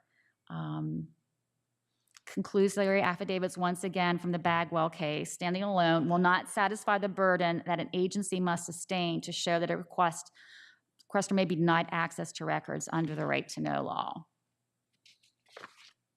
So when you look at an affidavit, for example, attorney-client privilege, there's 4 prongs that have to be satisfied for that privilege. So your affidavit would address each one of those prongs, so it was not conclusory. It would be specific enough to be able to explain why those records were being withheld under the attorney-client privilege.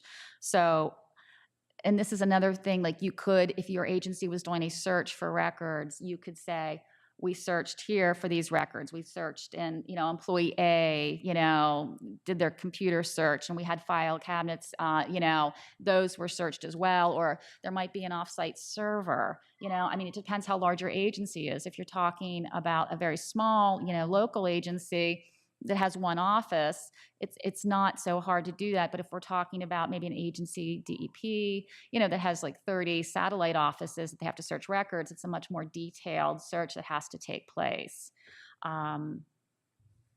So they should establish through factual statements the elements of the exemption asserted, and every exemption cited should be broken down into its individual elements. Each such element should be supported by a factual, non-conclusory assertion. And finally, Charles talked about sanctions that can be imposed. A couple cases. I think it's really interesting how the court, is kind of handling this aspect of the law. I think it will continue. Honestly, people might invoke that more and more, I believe, in front of the courts against agencies. But Section 1304 of the Right to Know Law seeks to remedy the damage to the requester where an agency has denied access to records in bad faith. And so that's really important that you can establish through your affidavits on appeal that you did make a good faith search, that you did comply with that section of the law, and that where and to the agency where a requester has launched a frivolous challenge to a denial of access by restoring the requester or the agency to the place where each would have been prior to petitioning the court for review. And then Section 1305 of the Right to Know law provides that a court may impose a civil penalty of not more than $1,500. And Charles mentioned those two cases that I would advise you, they are really interesting, actually, cases to read, very current, and we'll keep you up to date on that section of the law. And then the penalty of 1305B provides that an agency or public official who does not promptly comply with a court order under this act is subject to a civil penalty of not more than $500 per day. So when the OOR comes out with an order compelling you to release the records, that's just something that you would have to consider if your agency is not supplying the records. That Section 1305 actually does apply and does have some teeth to it. Yep. All right. My mic on now? Good. In the remaining minutes that I have, I'm going to admit this is going to be very basic, and I'm going to run through some ethical considerations as well that apply both to Right to Know law and Sunshine Act. And the reason we're doing this is just partly because of issues we've seen in our office where there may be submissions that as Delene had mentioned, an affidavit. I mean, it's become common knowledge now that conclusory affidavits are not acceptable to meet your burden as agency counsel, and we still see conclusory affidavits on a constant basis. So to look and how that will tie into some of the ethical considerations that you have in providing competent representation of a client if you are agency counsel or a solicitor. I think some of the issues that we have seen over the years are kind of driven by what I've seen, having been at the office for almost the entire 10 years, is Right to Know law a lot of times, and Sunshine Act issues as well, are sub-issues to a bigger issue many times. So, you know, the school district's building a new school, that's the big issue, the contracts, the insurance, and sometimes Right to Know, there'll be Right to Know requests filed, but they won't get the same legal attention, so to speak, that the bigger issue may. And I think it's important to remember that the Right to Know law issues need to receive the same level of attention and careful legal analysis that every other type of field of law and legal issue does. I think it's also important to point out that it's still relatively a new law. I mean, we're 10 years into this, and there is a lot of case law out there, but we're still developing things as we go, and that can tie into this as well. But and quickly, in addressing the OOR and the Sunshine Act, some people look at that and go, well, why is the Office of Open Records dealing with Sunshine Act and presenting training today in respect to that? The Right to Know law specifically directs us to give training on the Sunshine Law, and related to that, we've seen our numbers over the years increase on inquiries relating to Sunshine Law. So during a given year, we'll receive literally thousands of emails and phone calls to our office asking about Right to Know issues and Sunshine Act issues and open meetings. And we've, over the years, seen slowly but surely the percentage of calls creeping upward relating to the Sunshine Act, and it's been an interesting developing trend. What's causing it, you know, we're not quite sure and don't necessarily have the time to look into, but we're up to roughly 35 to 40% of our calls deal with Sunshine Act and open meeting issues. So whether that's going to continue to be a trend, we'll see. A reminder, too, that the Sunshine Act and the Right to Know law, as Delene mentioned, are ethical laws in and of themselves. They apply to the accountability of government. They apply, as you can see here, to preventing secrecy in public affairs by public officials. So in and of themselves, they do have ethical considerations involved with them. But one of the big areas I wanted to focus on briefly in my remaining time is, you know, it's very basic. We're, as attorneys, we're to provide competent representation to clients. And in dealing with new areas of the law, and in one of the comment sections for the Pennsylvania Rules of Professional Conduct, it says a lawyer can provide adequate representation in a wholly novel field through necessary study. Now, I understand, I think it's a stretch to call the Right to Know law a novel field at this point, but for some attorneys, it is a novel field when they get their first Right to Know case, and you know, especially I know on the solicitor's front, when local municipalities may change who they have as counsel, a solicitor can get thrown into a situation where they're facing this for the first time. they still have the responsibility to do the proper research and to review the law itself. So, I mean, my basic advice is for the Sunshine Act, know the act. You know, we get calls all the time to our office. Are we allowed to record the public meetings that are being held? And, you know, attorneys will tell them, no, you're not allowed to do that. It's black letter. That's permitted and you're allowed to do that. Also, who can speak and when? You know, the Sunshine Act presents specific situations that municipalities are allowed to set up their own rules. And we see that misunderstood by attorneys at times when they seek guidance from our office. Also notice, there's a number of notice requirements that we have heard through citizens and people contacting our office that aren't necessarily being followed or properly notified. Meetings, emails, you know, when does a quorum deliberate? These are all legal issues that as a solicitor you should be looking into to avoid any ethical pitfall that may arise from not providing competent representation of your client and could lead to potential issues in the long run for you personally. One of the other things I wanted to raise, just kind of as a red flag, we have not seen it come up very much, but as we look at the interaction, and the Right to Know law and the Sunshine Act are very specific areas of law. So you have a lot of situations where solicitors will represent, when they're under contract for a specific local agency, they will represent that agency. Obviously, Commonwealth agency attorneys will represent the Commonwealth agencies. But when they leave the employee of that agency, they may go and represent requesters. And I just raised the flag to you to pay attention to any potential conflict issues that you may have in using information that you acquired while representing the agency, that you obtained while, I mean, it's a slimmer opportunity for the requester standpoint, but it would go both ways. If you're representing in the Right to Know context and switching back and forth between representing agencies and requesters, just be very careful that you are handling the information that involves parties that you've been representing in the past carefully, that you handle that appropriately. To build off of another thing that Delene mentioned with the submissions of affidavits to our office, we not only see a situation where conclusory affidavits are submitted and where there may be elements that have to be met and those elements are left out of the affidavits, but we have situations where the submissions to our office will just miss which exemption actually applies to the record. We cannot raise that exemption for you, and I implore attorneys and solicitors, take the time to look through the law, examine what exemptions apply.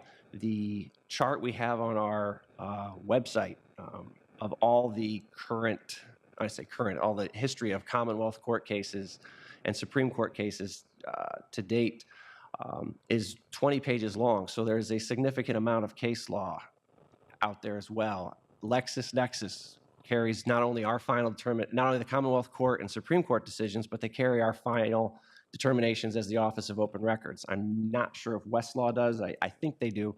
But there is a wealth of sources of information to research these issues to make sure that you are properly and competently representing your clients in these matters. And again, this is the, it should go without saying that we want to, as attorneys, avoid trying to be involved in any way in dishonesty, fraud, deceit, or misrepresentation.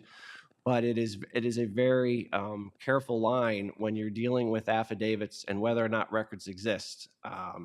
We've seen situations where records have it's become obvious after the fact that records do exist, even though we have affidavits in cases where people have sworn under penalty of perjury that they do not exist. Now, whether or not the person at the time knew that they existed, you know, that would all be cleared up. That's not our jurisdiction. But it's just a warning to be careful that when you're working with a client as an agency attorney, to make sure that you have talked with them and sat down and walked through their testimony, because in essence, when they submit that sworn affidavit to our office, it's like they have sat down and sworn under penalty of perjury. This is the truth. And I think both the attorney and the client in that situation need to be completely aware of how important and how potentially troublesome that could be down the line if that affidavit is proven to be false. And with that, I will turn it over back to Mr. Arneson for questions, I believe.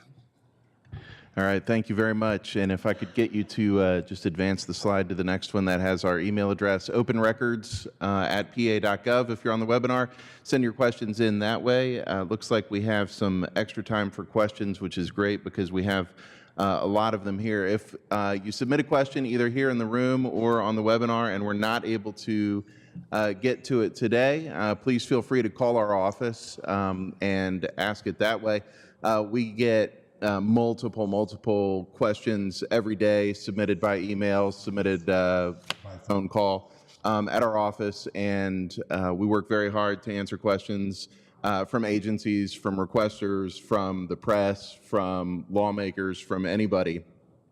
We see that as very much part of our duty as the Office of Open Records. So please, if we don't get to your question today, let us know, and we will try and get to it another way. All right, we're going to. I'm going to moderate the Q&A here a little bit and direct some questions to the panelists here. Thank you to everybody who has already submitted questions. I know we've got more working their way up here, so we should have a good full Q&A time period today. George, I'm going to start with you. We had a couple of questions that touched on a similar topic, so I'm going to synthesize them down into sort of one question. Are there any limits on the number of right-to-know requests an individual can submit, and or what can an agency do to prevent requesters from abusing the right-to-know law? Okay. Well, in answer to the first part of the question, it's no. You cannot limit the number of requests that a person files within any specified time period.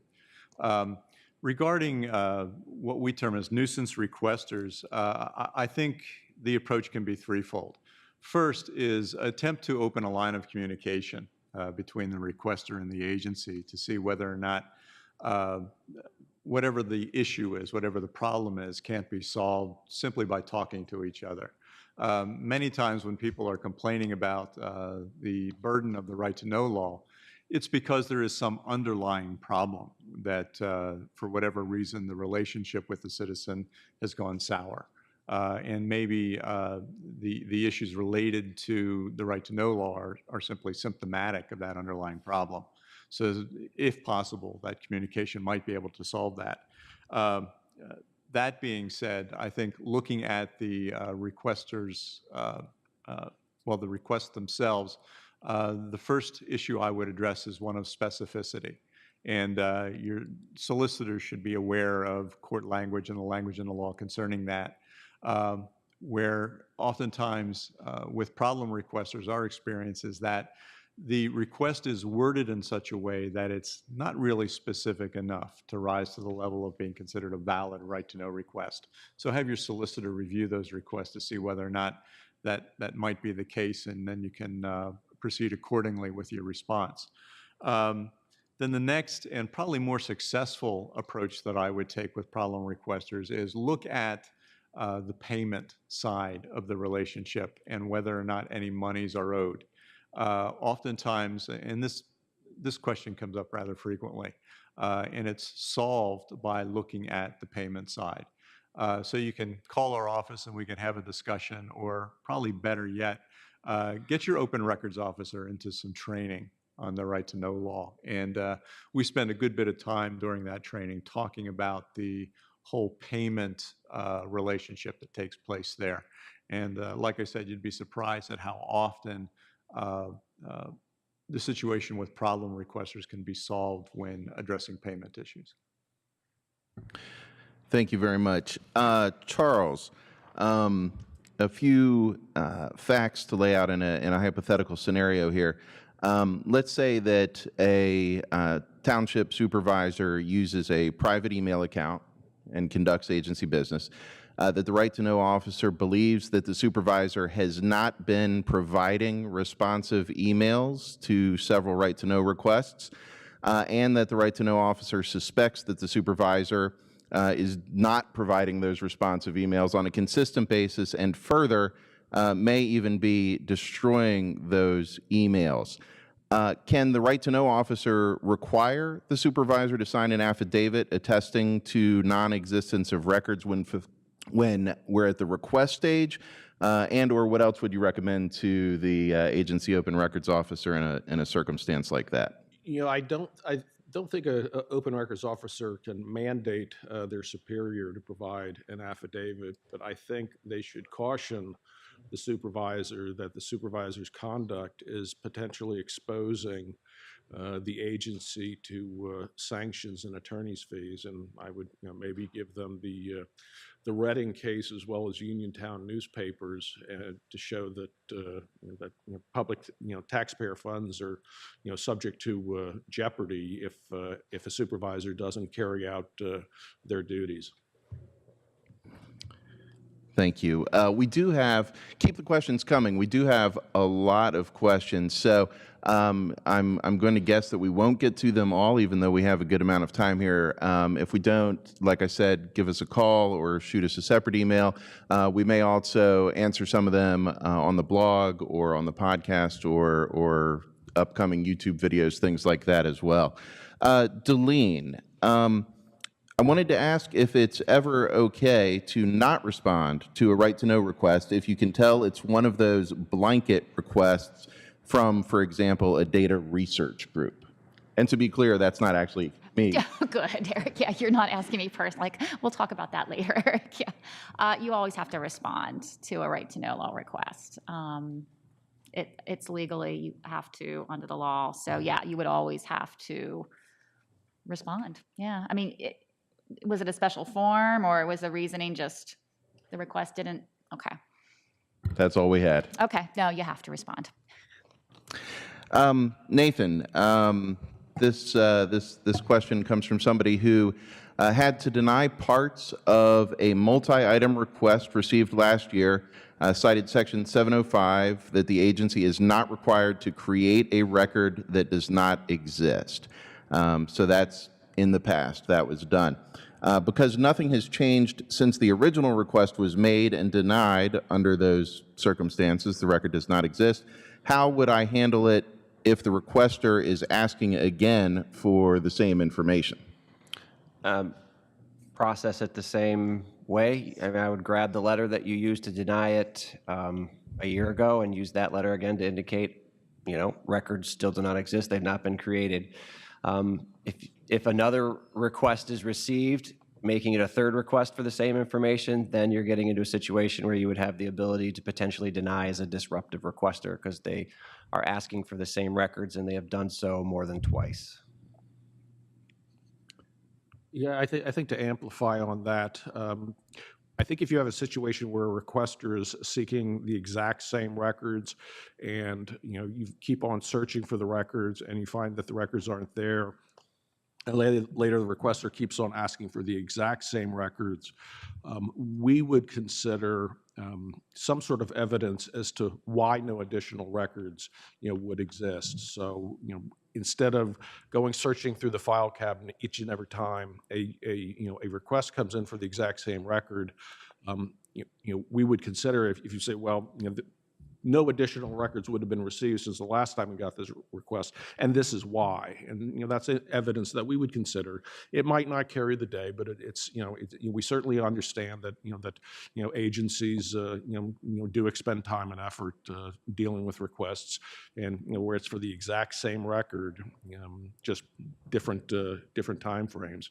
That's something that we would look at, as opposed to I want additional records since the last time I requested the record. So that's kind of a distinction.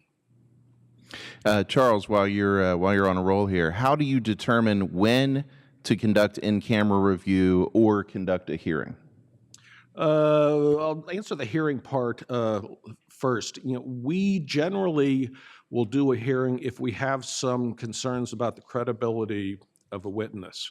So if we have an affidavit that says this is what happened and it's uncontroverted, and there's no reason for us to question the credibility of the witness, and again government affidavits, they're presumed to be given in good faith. There's no reason to have a hearing. But if we have, affidavit that says, no records exist, and then we have, somebody saying, well, here's an affidavit that says the records do exist, and this is why, they do exist. And so we've got, a credibility determination to make. There we might consider doing a hearing. Generally, we don't have situations where the case can't be determined without an affidavit. Now, with respect to in-camera review, we tend to look at that primarily in two situations. One is where the internal pre-decisional deliberation exemption is raised, and the reason why we do that is factual information contained in records which reflect an agency's deliberations. If it could be severable from the deliberation, that information is subject to disclosure. So there may be situations where an agency is weighing options as to what to do, but there's a factual predicate for them to consider it. We may want to look at the record to maybe release that factual predicate. Another area where we typically do in-camera review is attorneys' invoices. Not everything on an attorney invoice is going to be subject to the attorney-client privilege. Only legal strategies and such of that nature is going to be privileged. So we'll look at that. We've also looked at a lot of police department policies to see what information is going to be sort of tactical information, which would fall within the security exemptions, and what information might be more administrative in nature. And I think I sort of hinted at that at in the ACLU case that I talked about. Thank you. I'm going to take this next one myself. Why does the right to know law allow commercial companies to request data on a regular basis from an agency which they then package to sell to others as a subscription service? When we were working on the right to know law, I used to work for Senator Dominic Pileggi, who was the prime sponsor of what was then Senate Bill 1 and became the right to know law in early 2008. We didn't have very much conversation at all about commercial requesters. Since then, the Legislative Budget and Finance Committee survey that was discussed earlier has shown that, at least in 2016, as best we can tell, something like 1/3 of all requests are from commercial requesters, at least according to the analysis by agency open records officers. So the short version as to why they are allowed to make requests, I think you run into some potential First Amendment issues if you try and prohibit it outright, but there is legislation. A number of members have introduced legislation to allow agencies to charge more, to set a different fee schedule, in essence, for commercial requests. So if that's something that is important to you as an agency, I encourage you to reach out to members of the General Assembly and encourage them to get that enacted. Senate Bill 465, introduced by Senator John Blake, is one example of legislation that includes that sort of a provision. Delene, Nathan, or Charles, whoever wants to weigh in on this one. Sorry, George, but I've got you next. If a person is no longer a public official, are their records, i.e. emails, subject to right-to-know requests? And I'll expand that to include public employees as well. So former supervisors or former employees, must an agency reach out to them if records are requested that directly involve those sorts of people, formers? That was handled by the Breslin case, and the Commonwealth Court held that you don't have to reach out to former employees when requesting records. You have to reach out to current employees. George, this person has a question regarding how to fulfill their requirements in terms of processing a request. They're looking for some thoughts on what are the best ways to do that for an agency which does not use legal staff as the sole people who are processing right-to-know requests. So trying to do as much of this sort of work as possible without necessarily needing to involve their solicitor.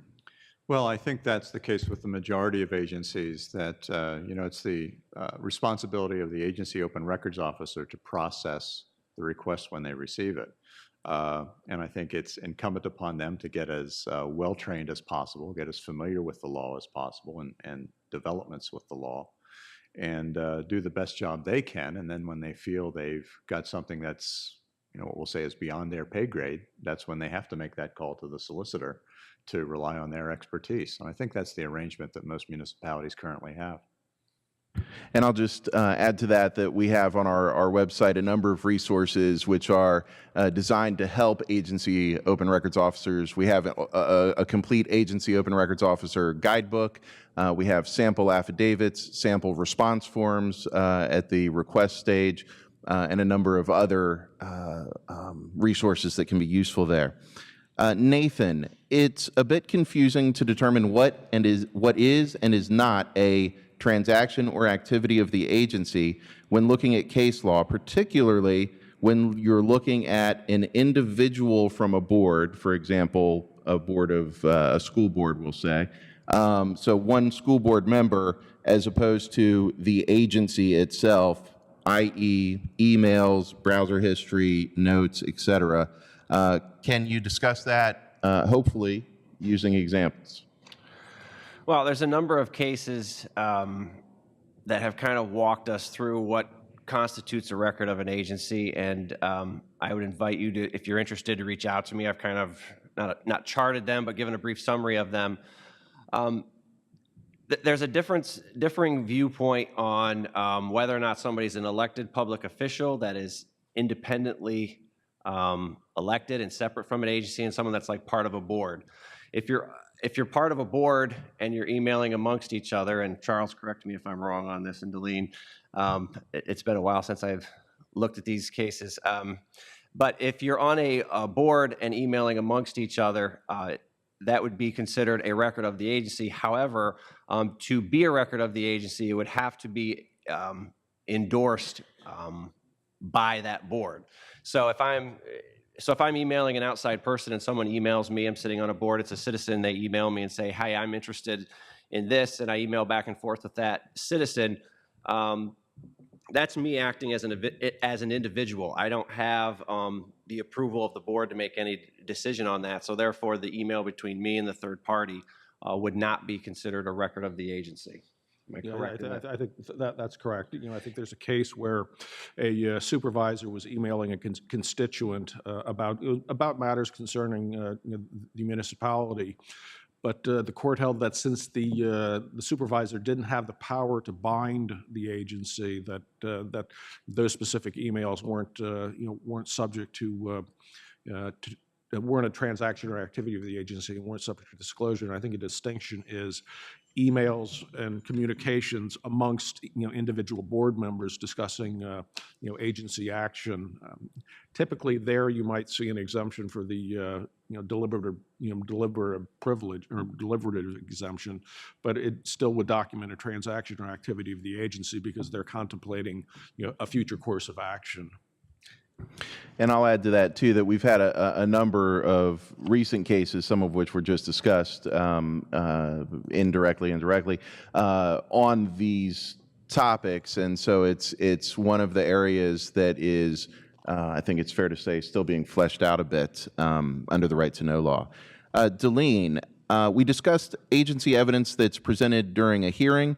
Could you talk about the type of evidence that you would expect to be presented during mediation? And I'll expand that just slightly to say, could you talk about the mediation process in general and what people should expect if they get involved in a mediation run by the Office of Open Records? Sure. The mediation process in the Office of Open Records, when you file an appeal, you can check on that appeal form whether you'd like to participate in mediation or not. If you do that, what will happen is the appeals officer will actually reach out to both parties and get your consent to participate in mediation. So a lot of cases, both parties agree it's fine, and in some cases, one party wants to, and it's a mediation, just to get them to agree to mediation sometimes. And sometimes it fails, and the parties don't want to mediate, and that's fine. But if you do both agree and the appeals officer is given the consent, and a mediation officer is assigned, a mediator is assigned to your case. And mediations, I just closed a case that I had since January last year, and it took us that long to mediate a decision. But it was successful. They withdrew the appeal. It was a complex issue. There was a lot of issues to go through. Mediations can be settled in one session during a phone call. So it just depends, the parties involved and the issues that are involved with those cases. If it's not successful, what will happen is that case will be reassigned to an appeals officer. And it'll just be like an appeal is happening. Once that appeals officer gets that case and reaches out, they'll have 30 days to issue a final determination, and you'll go through the same process you always do for the appeal process. Evidence in a mediation, I wouldn't technically call it so much evidence as actually just sitting down and having a discussion between the parties and getting on the same page. What I have found mediating cases is a lot of times a requester wants a record from an agency.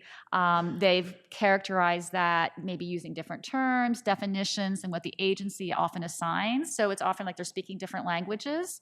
And then we get them in the room and, the requester will say, well, this is what I want. And you can't really ask someone why they want the records in the appeal process. But I find in mediation that sometimes it's helpful if the requester will actually articulate what they want. And then the agency will be like, oh, yeah, well, we can give you that. We thought you meant, X instead of Y. So I have often found that it's often just, sometimes it's miscommunication, and getting people to clarify what they're looking for and opening a dialogue between the parties. So I wouldn't say so much, Eric, that we really look at evidence. The mediator really doesn't, that's not really the role. It's really just getting the parties to communicate and understand what each person has and wants. And to add to that, if something which otherwise might be considered evidence is put forth in the mediation session, anything that happens in mediation is confidential. So anything which is said in mediation is not going to make it into evidence if the mediation fails and it gets reassigned to an appeals officer. Yeah, excellent point. Thanks, Charles. George, can the agency's open records officer take a week or two vacation and not open or respond to right-to-know requests until the first business day back? Yes, they can. Under the reading of the law and the Donahue decision, the clock doesn't start ticking until the request is received by the open records officer. However, I would strongly advise that in those cases, and we realize, you may only be your bench strength may only be one deep. In those cases where your open records officer has to take some time off, have some message available for a requester that clarifies when the clock starts ticking, whether it's an out-of-office message or, I don't know, any sort of communication so that the person knows exactly what the playing field looks like and what to expect, because they should be keeping track of the calendar to ensure that deadlines are being adhered to. And if there's a misunderstanding due to a vacation on one side, it's going to be confusing and people will get upset as a result. Charles, if a requester files an appeal, and I think this question is focused on the appeal form that we have on our website, that has some baked-in language in it that is always submitted with the appeal form. If a requester files an appeal but leaves the reason for the appeal blank and just expects the paragraph on the appeal form to fulfill the requirements, do they not actually have to go beyond that? I think it depends. I think if there were an exemption raised, we have some standard language which says, I'm challenging the exemptions which were raised by the agency. That's sufficient. To the extent that there is an issue raised in the appeal which doesn't otherwise isn't otherwise addressed by our form, they do need to, give some reason for the appeal. And I'll add to that by saying that the form that's used to file appeals on our website was designed specifically to make it as easy as possible for requesters to meet the burden that they have in terms of filing an appeal. They obviously don't have the burden of proof during the appeal, but to meet the requirements of filing an appeal with the Office of Open Records, one of our goals is to have as many cases as possible actually get into the system and not be dismissed on technical grounds. And that's one of the ways that we've tried to make that happen. And if I could just add to that, we try where something's going to be dismissed for failing to address the grounds for appeal, we call that an 1101 dismissal. We try to get that dismissed as soon as possible and notify the requester so that they have the opportunity to cure that defect within the applicable appeal period. So that's another way we try to keep people in the door as much as possible. Nathan, in cases where the OOR has requested permission from the requester to take longer than the 30-day time frame for issuing a final determination, and the requester agrees, is the affected agency notified of that extension? Yes, they are. That's the short answer. It's exactly right. Every communication like that from our appeals officers is sent to both parties. The reply from the requester should be sent to both parties. Both, in that case, the requester would be sending it to the OOR and the agency. If they do not, our appeals officers are supposed to and do make sure that the agency sees those communications as well. And to add to that, there's no problem with you, either as an agency or a requester in the appeal process, if you have questions, to reach out to your appeals officer, whether it be a procedural question or whether or not the 30-day extension, when the final determination is due to be issued, just to clarify for your own purposes that you haven't missed something. Just make sure, like Erik was just saying, that you copy the other party. But again, I think sometimes over the years I've gotten a sense of hesitancy with the parties to reach out to the appeals officer, and that is totally fine as long as you copy the other party. And remember, if the appeals officer asks for an extension, your answer should be yes. Delene, are browser histories records of a township or not under the right to know law? I mean, Charles, you can chime in too, but yes, the browser histories have been requested through right to know law request and have been provided with exemptions applied. We just had the one case where, we had to go through really, and I guess it was the one with the files attached to it, right? I think yes. if the browser history documents a transaction or activity of the agency, it's going to fall within the definition of a record. Right. I think the one case that we just had dealt with editing documents on Google Drive, where I guess an agency, and I don't use Google Drive, so I'm not really sure how it works, but apparently different people can edit a document, on the cloud at different points, and requester wanted the browser history, and that included the URLs of the Google Docs, and we found that was a record of the agency and subject to disclosure. Right. And to follow up on that, as they've pointed out, as long as it's conducting a transaction of the agency, if it's a personal record where you're personal browsing on things, as we saw the Philadelphia Inquirer case come down dealing with the images that were being exchanged among employees, those were of a personal nature and did not relate to the business of the agency, so they were not records of the agency in that circumstance. And it's often hard for us to determine what those records are, and that's why often they'll be accompanied by an in-camera request to actually review those. And when we talked about the in-camera logs, it explains what, like a basic subject matter description of the record, because it's really hard for an appeals officer to decide, what those browser histories refer to. And just remember, a record that's in the possession of an agency is, presumptively public. So it's, it's up to the agency to show that either it's subject to an exemption or it doesn't reflect a transaction or activity of the agency. Previous, I'll just, this is for the panel. Previous appellate case law suggested an ARO had met the good faith requirement of searching for records when the ARO had contacted the various agency offices that might have responsive records and received an email or memo from each indicating that no records existed or that the records did exist. Does the Department of Corrections opinion that we discussed today,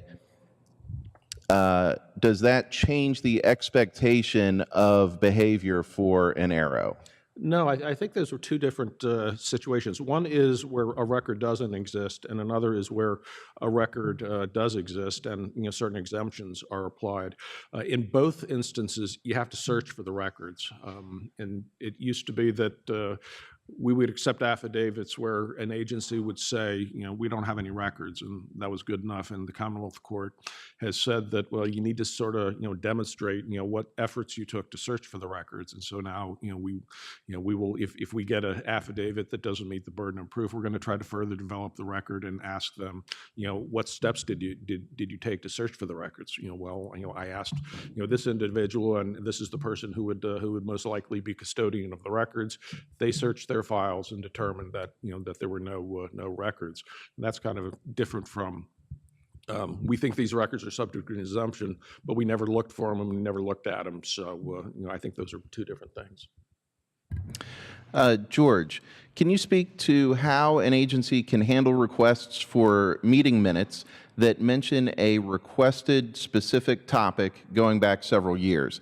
Is putting minutes on the website enough? Can they then direct them to the website so that they can do their own research to find the specific topic? Or what type of research is required by the agency in a circumstance like that?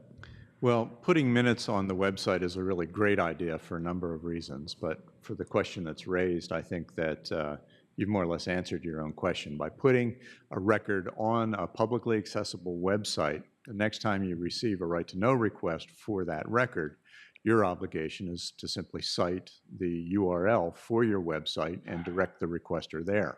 And then they can do their own research as for specific topics.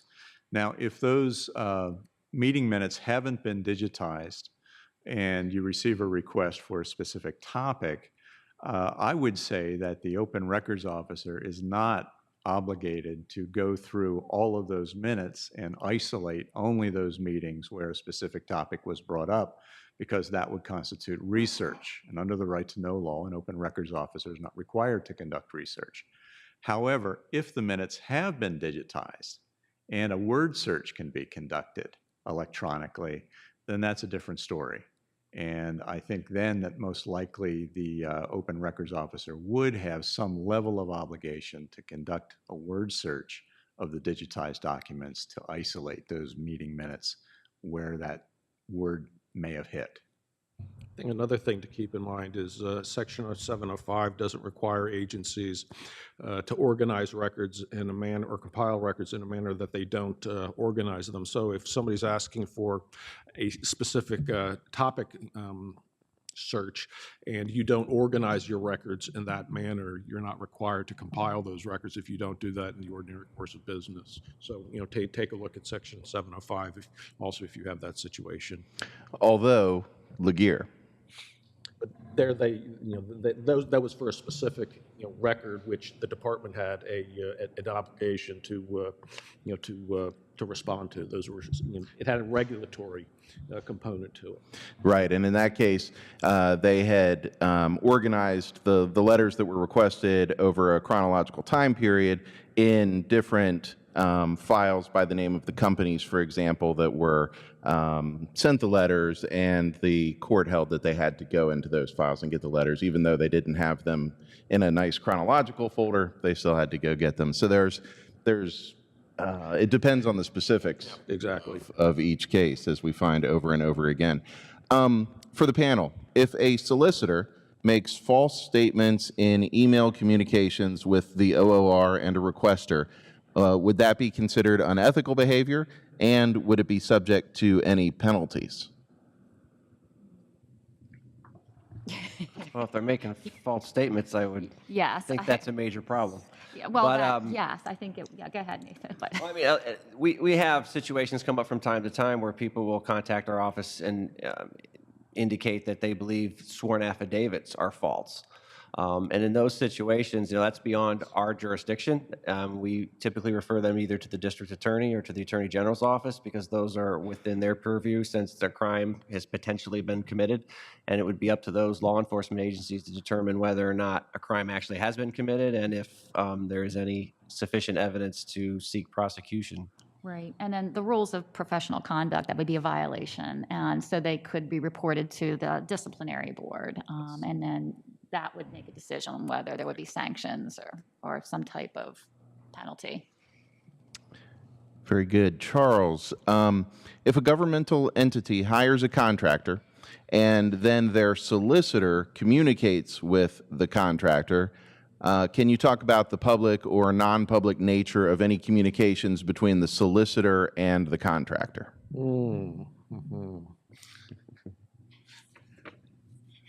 It's not, so this would be a contractor for their client. The agency hires a contractor.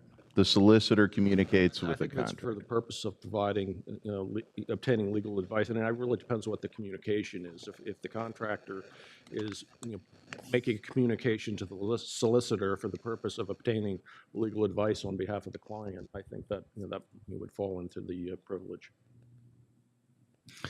Very good. Open to the panel. If records, and in this case, the specific example is a video, but it could be any record. If records are routinely destroyed, but a citizen requests them before they are destroyed, and we often see this in regards to township meetings or borough meetings that an audio recording is made of, which is typically used just to prepare meeting minutes later, but in the meantime, that recording exists. So it's another example. So if those records are routinely destroyed, but a citizen requests them before destruction, do they have to be preserved throughout the right-to-know process? I think that sort of goes back to the Uniontown case that I talked about, that the right-to-know law doesn't expressly require preservation, but the court seems to be, at least in the context of court proceedings, you've got to preserve it. And I think an agency would be very well advised to not destroy records which are subject to a request. But again, that that specific issue hasn't been addressed by the courts. I agree. I think agencies are at high risk of being found to operate in bad faith if something like that happens in light of some recent court decisions. How long are we, panel, how long are we required to keep files from A, right-to-know requests, and B, generally under record retention? But specifically with regard to right-to-know requests, how long are they required to keep those files? Well, first, there's nothing in the right-to-know law governing the retention of records. The only deadline that I would be concerned about is, I believe the law says that if I forget what the exact language is, but it recommends holding on to all records until the case is disposed of. But I would say, even if you think you're granting a right-to-know request, giving the person what they're asking for, they may think differently. And therefore, I would hold on to everything for at least 30 days, because after 30 days, if they attempt to file an appeal, most likely it would be dismissed as untimely.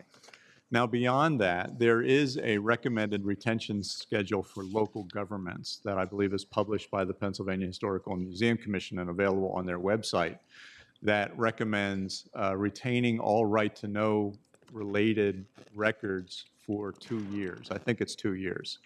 So if your municipality would want to adopt that retention schedule, then that would be controlling. I also think it's a policy of Commonwealth agencies to hold on to right-to-know materials for 2 years as well. Yeah, check your records retention schedule for your agency. Hopefully you have one. If you don't, you might want to look into looking at the Commonwealths or, like George said, the municipalities, but it's important. It is 4:21. We've got a few minutes left here. I've got a few questions that deal with the Sunshine Act, so we'll hit those here in sequential order. We have committees that are composed of 3 council members. The way that's phrased, I'm thinking that the council is larger than 3 members, and then they have committees composed of 3 council members. The council, in fact, has 7 members. These committees meet to discuss issues that are then brought before the whole council for deliberation and possible passage. So again, the committees are 3 members, the council itself is 7. Do the committee meetings need to be advertised? No action is taken at these sessions. This is a tough question because there's not a lot of case law on the Sunshine Act, but this question comes up fairly frequently. And I'll give you my interpretation, given a literal reading of the act, in that the law says that the Sunshine Act applies to all boards and their committees that I think perform official action or something to that nature. And then you go look at the definition of official action under the Sunshine Act, and one of the criteria is making recommendations. So you have this nexus between a committee of the board performing official action and making recommendations, which rises to the definition of official action. And therefore, my interpretation would be that, yes, those committees would be subject to all of the provisions of the Sunshine Act. And I recognize that not everyone agrees with me on that interpretation, but I think, you know, ultimately we would have to rely on the expertise of the courts and their rulings once they provide sufficient guidance to that effect. I would agree with your interpretation, but I think another factor to consider is what is the committee doing? Fact-finding meetings are not subject to the Sunshine Act, so if they're simply gathering information, that's not a public meeting. And I think a lot of these situations too, and even the ones we've talked about right to know leading up to these, I have found as we get more and more sophisticated in the law, the facts of the case are really determinative in these situations. So we can speak in broad generalities, and then one little fact may completely turn the whole analysis around. So keep that in mind as well as you work through these different situations that you face. Yeah, that's very true. We've learned time after time that one fact can turn an entire case upside down. Also, with the Sunshine Act, what obligation does an agency, a township in this case, what obligation does a township have to provide sufficient information to the public in a reasonable time frame to allow the public to attend and or know about a public meeting on an issue taking place? For example, posting of agendas in advance of a public meeting. Well, there's no requirement in the Sunshine Act that an agency even have an agenda. And if they do have an agenda, there's no requirement that they follow it. So there's nothing there. As far as posting in advance, I believe it's the agency has an obligation to provide 3 days notice for a regular business meeting. And if it's a special meeting, it's 1 day's notice. And that notice needs to be posted in a newspaper of general circulation for that particular area. Simply posting notice of the meeting on your website is not sufficient. Still on the Sunshine Act, is it legal for a municipal board, so for example, a borough council or a board of supervisors in a township, is it legal for that entity and a water authority board to have a joint non-public meeting to discuss tensions between the two agencies and try to address those tensions?